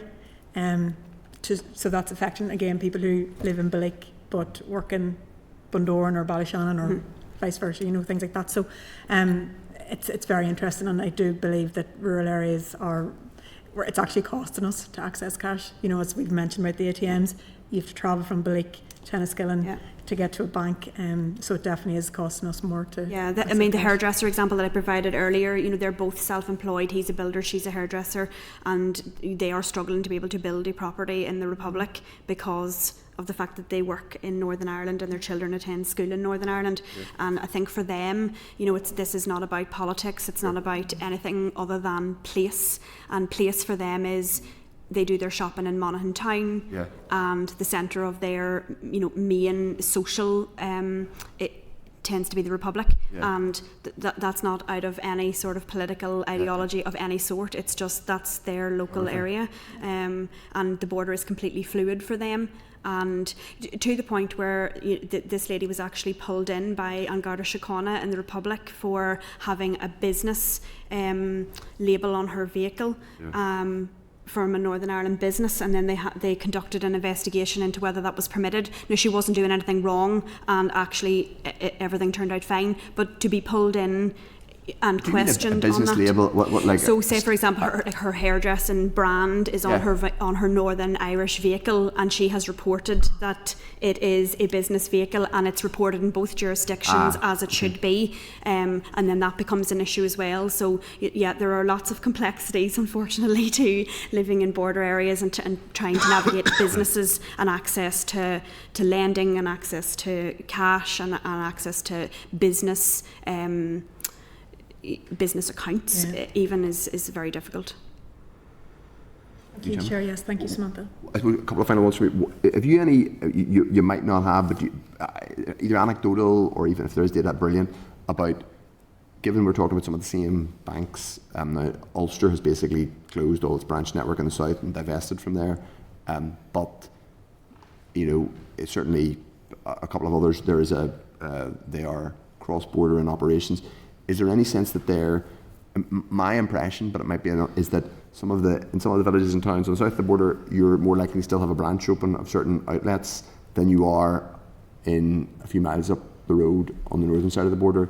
Is that your impression, or is that the impression of your members? Yeah, that would be the impression of our members. I know we have people from Lisnaskea, for example, who are telling us that they used to be able to access Bank of Ireland very easily in their town, and whilst they can operate a few miles down the road in the Republic, they would have to drive to Enniskillen, where again everything is completely centralised. So even when they go in there to provide maybe their ID, or if they have an issue where they want to change their mandate in some way, everything is then sent to their centralised unit, and it just seems to take longer, and actually they would be quicker accessing their bank in the Republic in terms of geography than driving to Enniskillen. So it's definitely an issue. And sometimes they can't now because it's harder because of the complexity of doing because more complexity from cross-border banking. Correct, and I do believe that town that I'm discussing, they've made an official plea to have a banking hub in their area. Good, okay. And it's supported by local business owners as well. Can you say what that's? Can you do what? That's Lisnaskea. Oh, I know. I think we've heard about that already. Yeah. Okay. That's great. Thank you very much for that, Samantha. That was really useful evidence, and we appreciate your time. And if there's anything else on any of those issues, we'd really welcome you sending it through. No, and thank you very much for having me. And as I say, we are very keen to work in collaboration with this project. So please keep in touch. So if there's anything else that occurs to you, we're keen to hear it. Thank you so much. So much. Thank Appreciate you. your time, and thanks for giving evidence alone. Thanks for going easy. Doing all the hard work. First time. Oh, you did really well. Thank you. Much more than certain people who give us evidence, I have to say. Anyway, okay. Chair, Yes. we weren't able to have the Women's Rural Network today, but we will hopefully be getting some written evidence from them, and I think that'll cover some of the issues that a couple of the members have raised that are much more specific to women, gender violence and so on. So we'll follow up with that. It was just unfortunate circumstances that meant they weren't able to attend. Yeah. Okay, members, we're now going to move on to agenda item 10, which is Outturn and Forecast Outturn. At page 31 of the meeting pack, there's a departmental briefing paper on the Outturn and Forecast Outturn data for January. Non-ring-fenced DEL over commitments have reduced to 25 million from 79 million, or just over 25 million from just over 79 million in December.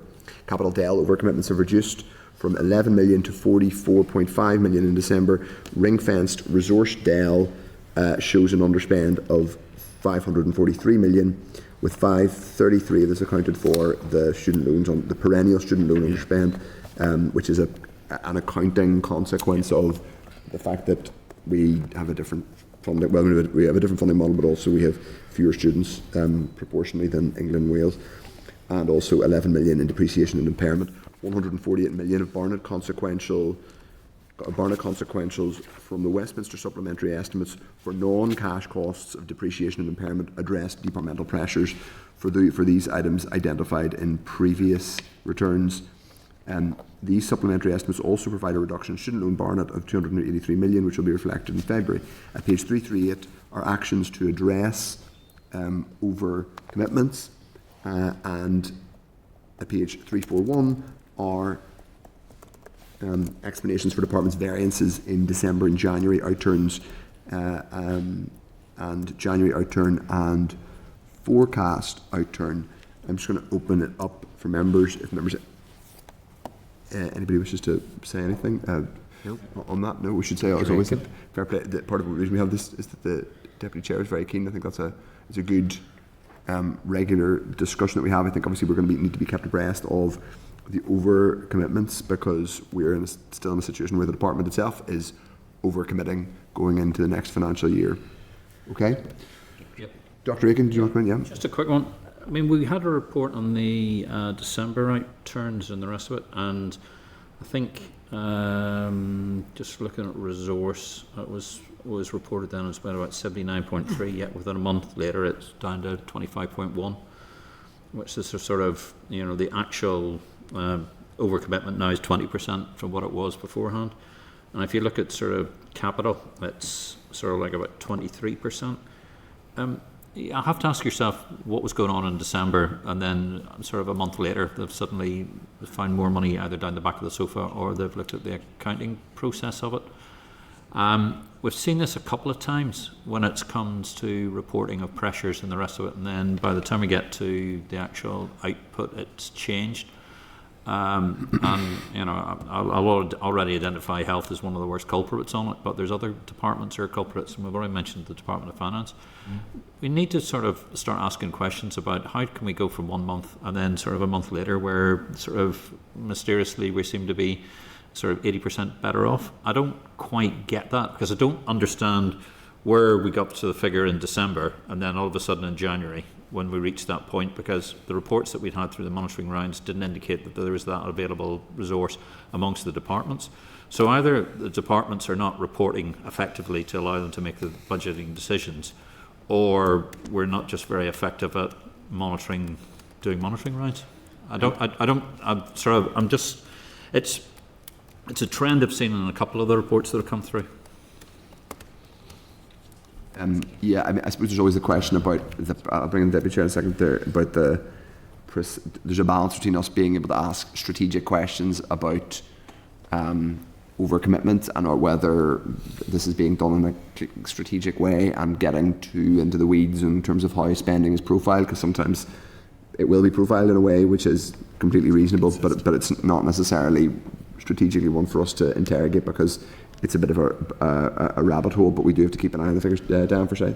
Yeah, thank you, Chair. And I think it just brings me back to the last time that the officials were here, Joanne McBurney. There's, you know, and she mentioned it when in her session. There's a culture around this, obviously, and she had said whenever at the time we were talking about the December outturn, and she had said obviously there'll be January monitoring round and all these other things, and she said obviously departments they want to keep these overcommitments there so they don't exclude themselves from January monitoring.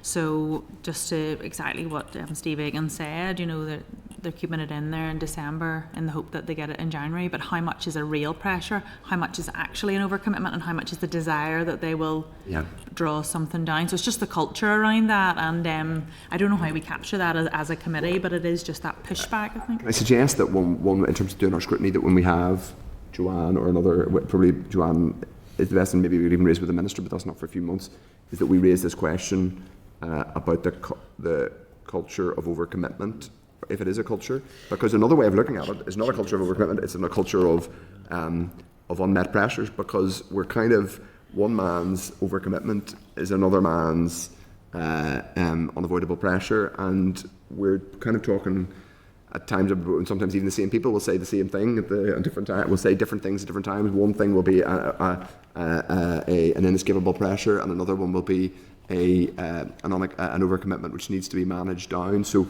I mean, just reading this document as I have been in parentheses as we've been going through today, there's lots of language in here about inescapable pressures, but there's also language about departments not overcommitting. So, for us to interrogate which is which. Dan, did you want to come back in? And just again, I had made the point last week whenever we had the Department of Finance briefing that they had set the pay award and the employers' increased national insurance outside of their normal budgeting, whereas the increase in employers' national insurance, we know they're going to be getting that. So why is that sitting outside of that? So it's all of this language of what actually is your budget, what are your real costs, because to me that is a real cost they know they're getting, so that should sit inside that, whereas other things are sitting in it that are looking like overcommitments that then are able to be pushed out. So it's just the categorisation of those things, what are real costs and what's really owned. I think we are then in a situation where we have people, where we will have to interrogate people genuinely about what they consider to be an absolute unavoidable pressure and what is an over commitment. Did anyone else wish to come in on that? Yeah, just a quick follow up on both sort of the chair and the vice chair. The other issue I think we've had, and because when you talk about the strategic issue, I think there's an issue here, the politics of it, because before Christmas we were into the world's collapsing, there's huge pressures, everything's going on, and we had briefings here that we're many hundreds of millions out, and then we've moved through the sort of the monitoring round period, and we're still over pressurised, but now we're in a situation where it's not as bad as it was. Now, the Department of Finance's role is to keep an overview of the overall finances of the Northern Ireland Executive. So how have we gone from an absolute crisis to a slightly less crisis, or even a significantly less crisis during that period? It just seems to be the role of the monitoring round is supposed to enable us to keep an eye on what the public finances are. I think in fairness, we're not getting into a kind of generalised discussion that we could have in the Assembly chamber about some of the politics of this, and we can certainly have it in this chamber whenever it's, or in this committee whenever that we have evidence in front of us. But your points are completely reasonable, and I'm sure we'll have other opportunities to discuss them. We have Joanne McBurney in front of us in 1 month exactly, on the 26th of March, although I may not be in the chair because I'll be otherwise detained. Okay, members, we're just going to move on now, if that's okay. We're going to go back to page 15 and just go through some of the other. What page are we going to? Sorry, this is page 15. I'm talking from my brief. It's in 209 at the back, but I'll introduce it now properly. But it's agenda item 7, which is the SR 2521.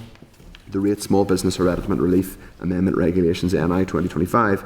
There's a cover note at page 209, as has been said. The Department has formally laid a statutory rule which will amend the Rate Small Business Hereditament Relief Regulations. The rule will be subject to negative resolution and will extend the existing Small Business Rate Relief Scheme through for the 25-26 rating year. until March, the end of March next year. The rule will come into operation the 1st of April this year. At its meeting on the 11th of December last year, the committee agreed that we were content with the proposed statutory rule. The department has stated there have been no changes to policy content since that time. Full details of the proposed rule, consultation and impacts can be found at page 211 of the meeting pack. The end of the proposed statutory period is the 11th of March. In her 33rd report to the Assembly, the examiner of statutory rules has not drawn this rule to the attention of the Assembly. So, if members are content with the proposed statutory rule, I'm going to put the question that the Committee for Finance has considered SR 21/2025, the rates, small business, hereditament relief, amendment regulations, Northern Ireland 2025, and has no objection to the rule. Content? Okay. The next agenda item is a little bit bigger. It's the regional rates order. It's SR 2025-27, the regional rates order, Northern Ireland 2025. Members, that's at page 227 for Clerk's cover note and relevant correspondence. The Department has formally laid a statutory rule which will fix the amounts of the regional domestic and regional non-domestic rates that are to be used in the assessment of rates and the billing of ratepayers in Northern Ireland for the year ending 31st of March 2026.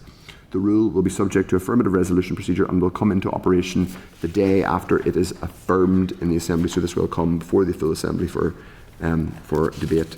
At its meeting on the 22nd of January, the committee agreed there was broad consensus supporting the proposed statutory rule to set out in legislation the amount, that's when we agreed the principle, to set out in legislation the amount of the domestic and non-domestic regional rates for the year ending 31st of March. The Department has stated that there have been no changes to policy content since then. Full details of the proposed rule, consultation and impacts can be found at page 217 of the meeting pack.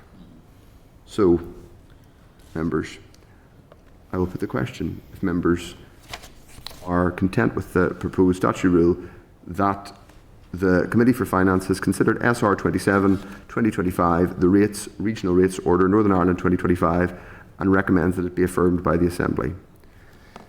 At this stage, I will have to take one hat off and put another one on and say that I am not content. But unless anybody else indicates... So, Chair, just to remind members, that was where we used the phrase general consensus before and then highlighted members who were not content, but there was general consensus, so it avoided going to a vote. So if members want to repeat that in terms of how we minute this. It will be minuted that I am not content and that to put on the record, I won't be voting for it and my party won't when it goes to a vote, but I am content unless others wish to push it to a recorded vote. I'm happy for it. Because it's affirmative, there will be a debate on it. So because there will be a vote, and there will be a. Jerry was against it as well, wasn't he? So the chair. We'll let Jerry talk for himself. We'll let others. If anybody else wishes to put their views on the record, okay. So we'll bring forward, Chair, the wording we had the last yes. set of minutes. Just to be clear, we're not pushing it to a recorded vote. There is general consensus on this, with the exception of. The caveat that I have made, and I will not be supporting it and don't support it, but as Chair I am indicating that there's general consensus because that's been indicated by the committee. Members are content? Thank you. Okay. The next is the agenda item 9, which is SR 2025-28, the rates exemption for ATMs in rural areas, order Northern Ireland 2025. Members, this is page 235 of the meeting pack, which are Clerk's cover note and relevant correspondence from the Department. The Department has formally laid statutory rule which will extend the rates exemption for separate entries in the valuation list associated with automatic telling machines in a designated rural area.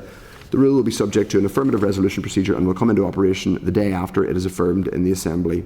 At its meeting on the 22nd of January, the committee agreed that it was content with the proposed statutory rule to extend the rates exemption for separate entries in the valuation list associated with automatic telling machines in a designated rural area. The Department has stated that there have been no changes to the policy since then.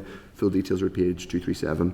The examiner's statutory rule has not drawn this rule to the attention, any issues with this to the attention of the Assembly. So I'm going to put the question that the Committee for Finance has considered SR 28/2025, the rates exception for automatic telling machines in rural areas, order 2025, and recommends it be affirmed by the Assembly. Content? Great, Chair. Thank you. Okay. The next agenda item is another SR on rates rebate. So it's SR 2025 number 29, the Rates Temporary Rebate Amendment Order Northern Ireland 2025. The Department has formally laid a statutory rule to provide for the continuation of the back and business rebate scheme for the period up to 31st of March 2026. The rule will be subject to affirmative resolution procedure and will come into operation the day after it's affirmed in the Assembly.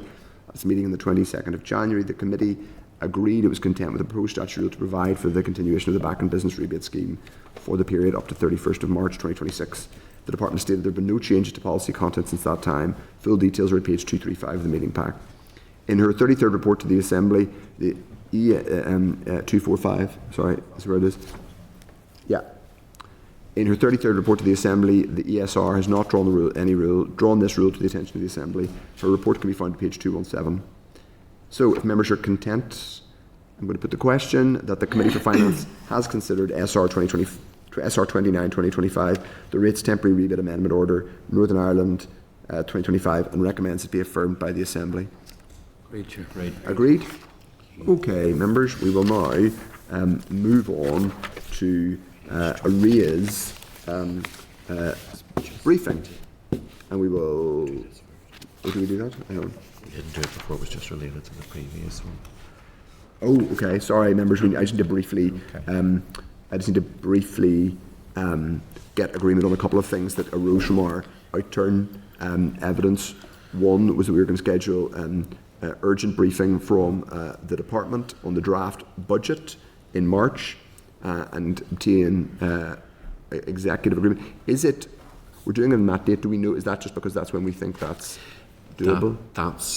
It fits in our schedule, Chair, but it's also the best, completest date where there'll be most information. It also means by that stage we would have returned ourselves from the other committees. Okay. Puts the committee in the best position to have a full story. Okay.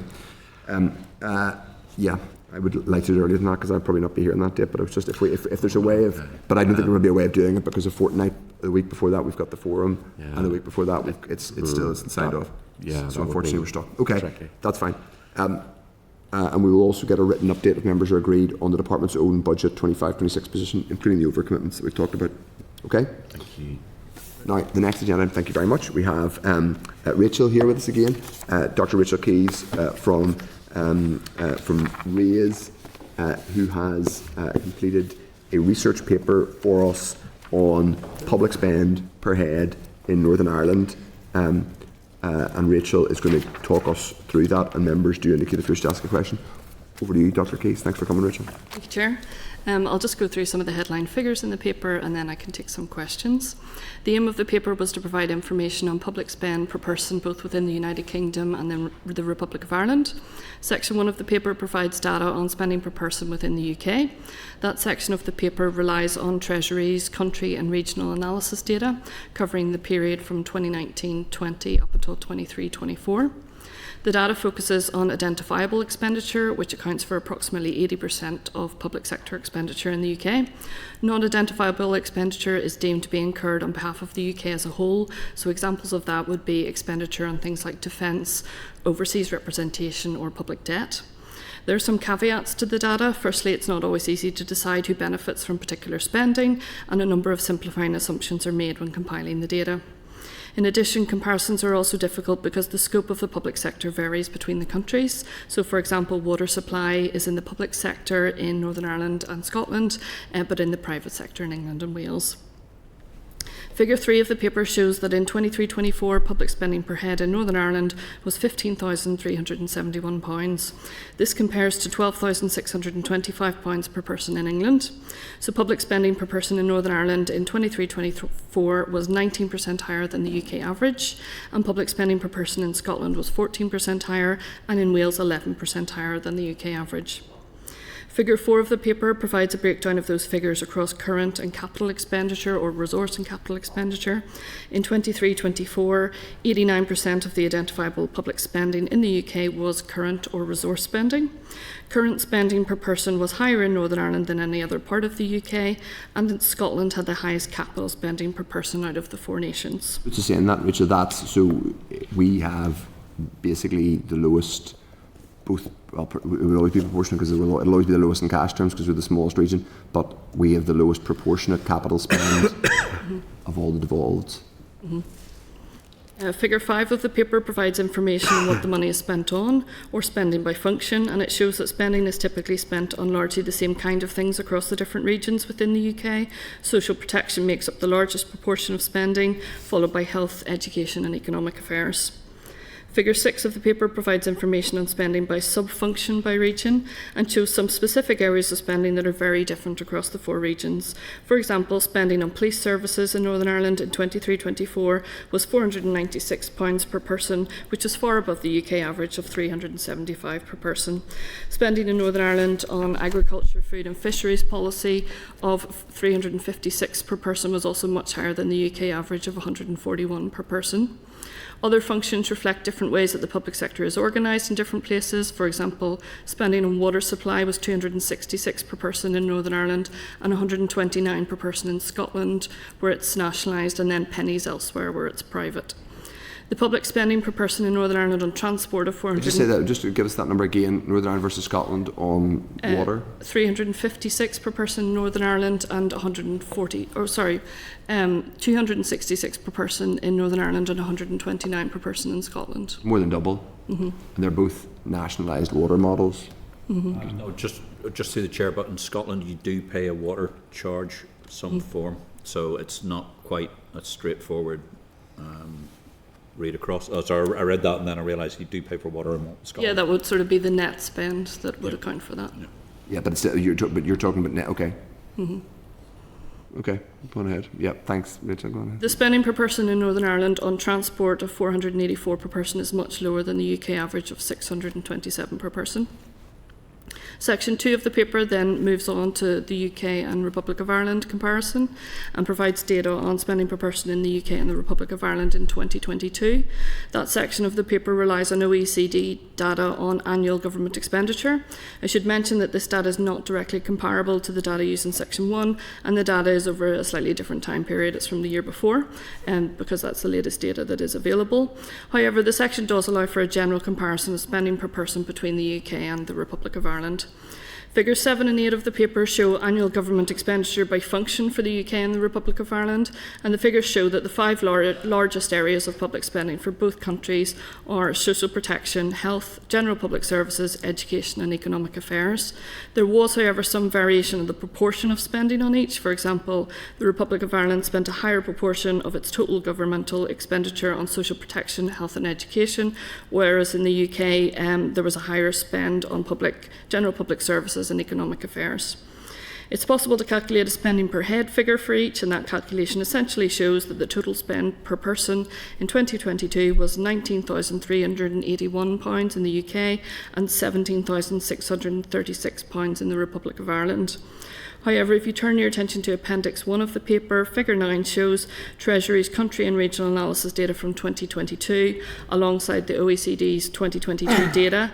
I noted earlier that these are not directly comparable, but for example, if you remove items such as public debt and defence, which are not included within the country and regional analysis data, the UK and the Republic of Ireland have broadly similar spending per person in 2022 across the remaining functions of approximately 16,682 and 16,930 respectively. So I'm happy to take any questions. Okay, members, Diane Forsyth first. Yeah, thank you, and thanks very much for this, Rachel. I think it's really, really useful. It's something where, when you're trying to make comment on these types of things, it's really, really useful to have it to hand. And not that I'm trying to create work or anything, but whenever you have this set up like this, would we be able to get patterns over a number of years on this? So, like, where you're seeing a significant disparity in particular in Figure 6 near the tables as to where Northern Ireland sits compared to others in particular levels of spending. I would be interested to know, is that where it's sat for a long time, or can you actually see places coming in that, in 23, 24 you can see we've invested there and compared to previous years? I didn't do a lot of time series analysis, but I didn't. Obviously, these are sort of the 2022 figures are sort of the end of COVID figures, and things like the economic affairs were sort of spiked because we still had some of those sort of business schemes and stuff in place. So it's difficult because you can only compare sort of the regional stuff and then the UK versus Ireland stuff, and the sort of from 2020 onwards, some of the numbers are impacted by those COVID schemes. No, I appreciate that. It'd be really useful, like if we were able to, keep this going every year, you know, like 24, 25 going forward. I just had a couple of points where our numbers looked particularly out of line with others. I just wanted to ask about it. In that table, there's item 10.7. We're very low on that category, social exclusion, not elsewhere classified. I was just wondering what's in that for everybody else? That's actually to do with benefits, and if you look at the category overall, the number isn't that different. So we're much higher in things like incapacity, disability and injury benefits and some of the other types of benefits. So that's to do with how our benefit system's set up. So we're slightly lower in things like income support and tax credits because our benefit scheme sort of favours those other types of benefits. And again, time differences impacted, but it would be interesting to look at that one long term as well, I think. Yeah, because in the overall category, because you were looking at 10.1, where we look, I think we're double some other places in terms of sickness and disability cost per head, but then, we're a lot lower on that other one. So I suppose it's just it's the overall category. And I had just had one question in terms of health. Whenever you look at that, row 7, just across the board, we're all pretty much in line in the top line. I just wondered, what is it in that line, central and other health services, that we're so much higher than everybody else, that's pushing us up, that we look quite a lot worse? I'm not actually sure what the detail of that one is. I know that the health one is one category that doesn't match the sort of national account level at all between regional and national accounts, but I'm not sure what the difference is between that specific category. Yeah, just as I say, because it's just making us that wee bit that we're more per head. So I was just wondering what specifically it was. But I just appreciate getting the data all in the one place, and I would hope we can continue to get it going forward. It's really, really useful. Yeah. Thank you. Basically, just a member to indicate if was to ask just on the. I suppose looking at it, it's on some of the key. So the social protection is basically, I would imagine a good chunk of that will be AME spending, not as in so it's effectively demand led, whereas all the other are pretty much DEL, so they're active policy decisions that are an allocation proactively given for a certain policy outcome, whereas most of 10, if not all of it, are AME, i.e. demand led. The tendency seems to be that we're where there's specific policy choices, we're spending less on certain things, we're spending less perhaps predictably on environmental protection. We are spending, and then on a lot of the AME, the demand-led things, that's where a lot of our additional spending appears to be. Yeah, that would be correct. Just on one question I had, and it really is a little bit like Diane asked, to unpack some of the detail a little bit more. Number 1.1, executive and legislative organs, financial, that includes us, I would imagine, financial and fiscal affairs.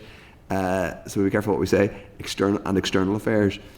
It says England is only just under £50 per head. Scotland is 300 odd pounds per head. We're sort of about the same as Wales. What sort of things does that cover? It'll pay for. Is that the civil servant salaries, or what is that? It's also important to remember that the UK-wide stuff is taken out of this, so a lot of the England stuff probably, there would be a large proportion would be sort of UK-wide level expenditure, especially on civil service. These are sort of the national account categories that they have to put in whenever they submit their national account, so it's quite difficult to actually pick it apart. Yeah. It's interesting. It's just what just struck me is that the number in Scotland is so high.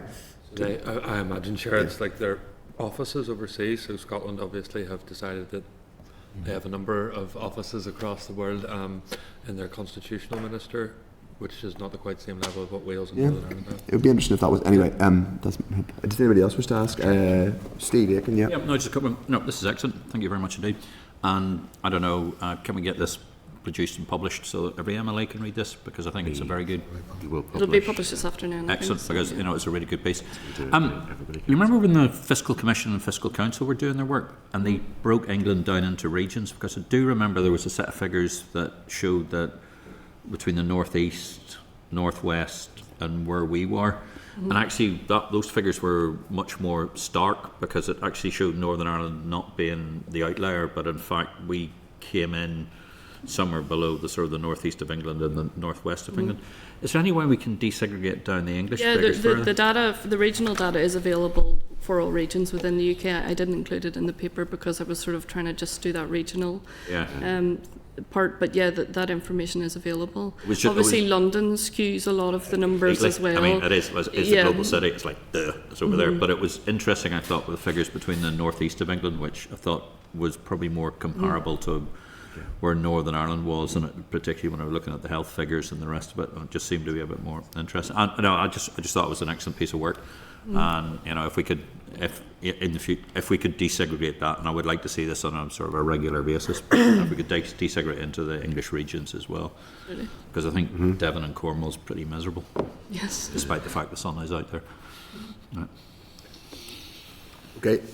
No further members have indicated they wish to ask questions. This is really useful research, and I think that probably part of the relative paucity of questions that people are digging into it and staring at it and looking at it, and probably will. Thank you very much, Rachel, for that research. That's extremely useful. We really appreciate it. And obviously it'll be shared, I think, members, as a matter of course. Published as soon as the committee has been briefed on it. It's published on the website. And I think it will be useful for us to share it with members of probably other committees, actually, for what it's worth, and also the department. Okay, members, very briefly, we have just a couple of additional items to go through. First is correspondence. Agenda item 14.1 and 14.2 are Hansard transcripts. There are two Hansard transcripts from the 12th of February, and they relate to the budget bill and spring supplementary estimates and the property digital assets bill to note. Agenda item 15 is the draft forward work programme, and I'm going to ask the clerk to speak. So, Chair, one of the key headlines is the committee had agreed to meet early next week. We no longer need to do that. We've had a look again at what Community Finance Ireland are offering in terms of evidence, and it's not aligned to the main inquiry. But what we're going to do is we're going to reschedule them later down the line to talk to us about community funding. So it'll slot into the sort of tangent on the final terms of reference. I think it's really important. We've been all working very hard, but particularly the clerk team as well, on the report, and I think we need to keep to focus some of our energy on getting this report, finalising the evidence, getting the report done, and then our core scrutiny on budget stuff. Not that Community Finance aren't important, but I think they can send us written evidence and we can have that. And so I think, particularly given we've been sitting for long meeting sessions, it's useful now to focus us a little bit. People are content with that. So on the flip side of that is we do the ABI coming in. There was what you're supposed to tell us. We have. So I'm asking members if they're content to agree that we schedule the British Association of Insurers. This is part of the inquiry as well, and it allows us to gather up it as a single issue. They're very good at talking about those overarching issues, but they're also quite good about talking about the regional issues. And obviously, this is including in rural areas. There's a particular burden in terms of insurance costs. So I think that's people are content. Thank you. And then the Interparliamentary Finance Committee Forum meeting on the 19th of March. We will hopefully have a finalised agenda for that fairly soon. We are pursuing the Chief Secretary of the Treasury's office for a specific time for his appearance. However, we're going to be coming out to members to ask about attendance throughout the day on that. We have confirmation of members coming from Wales and Scotland. So we have 3 members from Wales, 5 members from Scotland. And I appreciate it's over the day, so we kick off pretty much just about 9:30 onwards.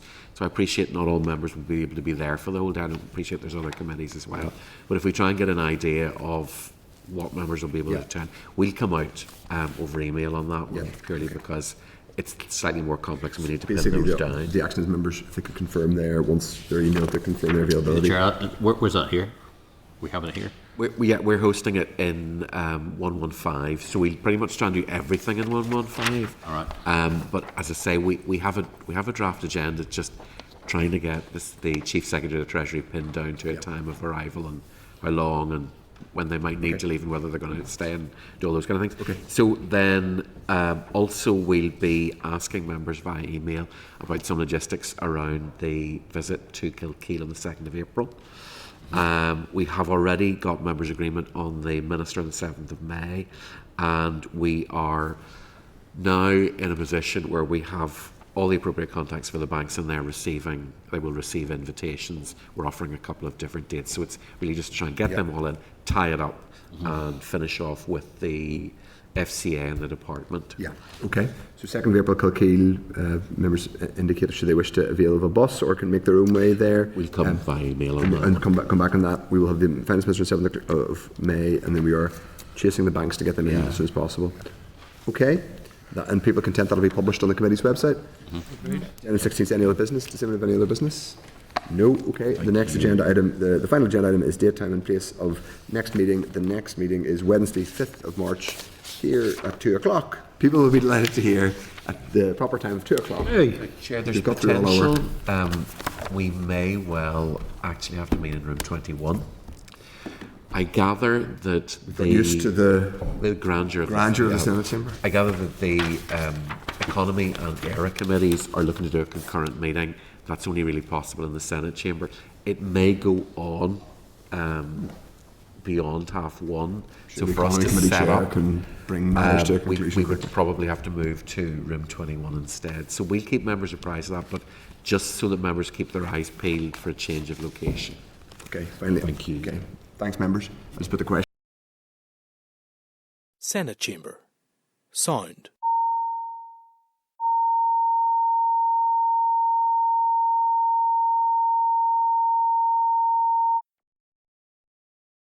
Senate Chamber. Sound.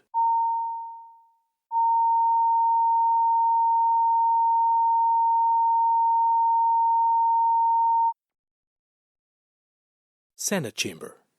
Sound.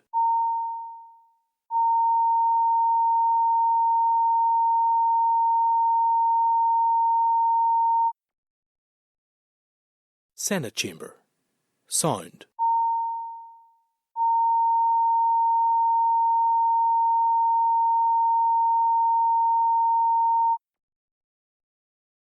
Senate Chamber.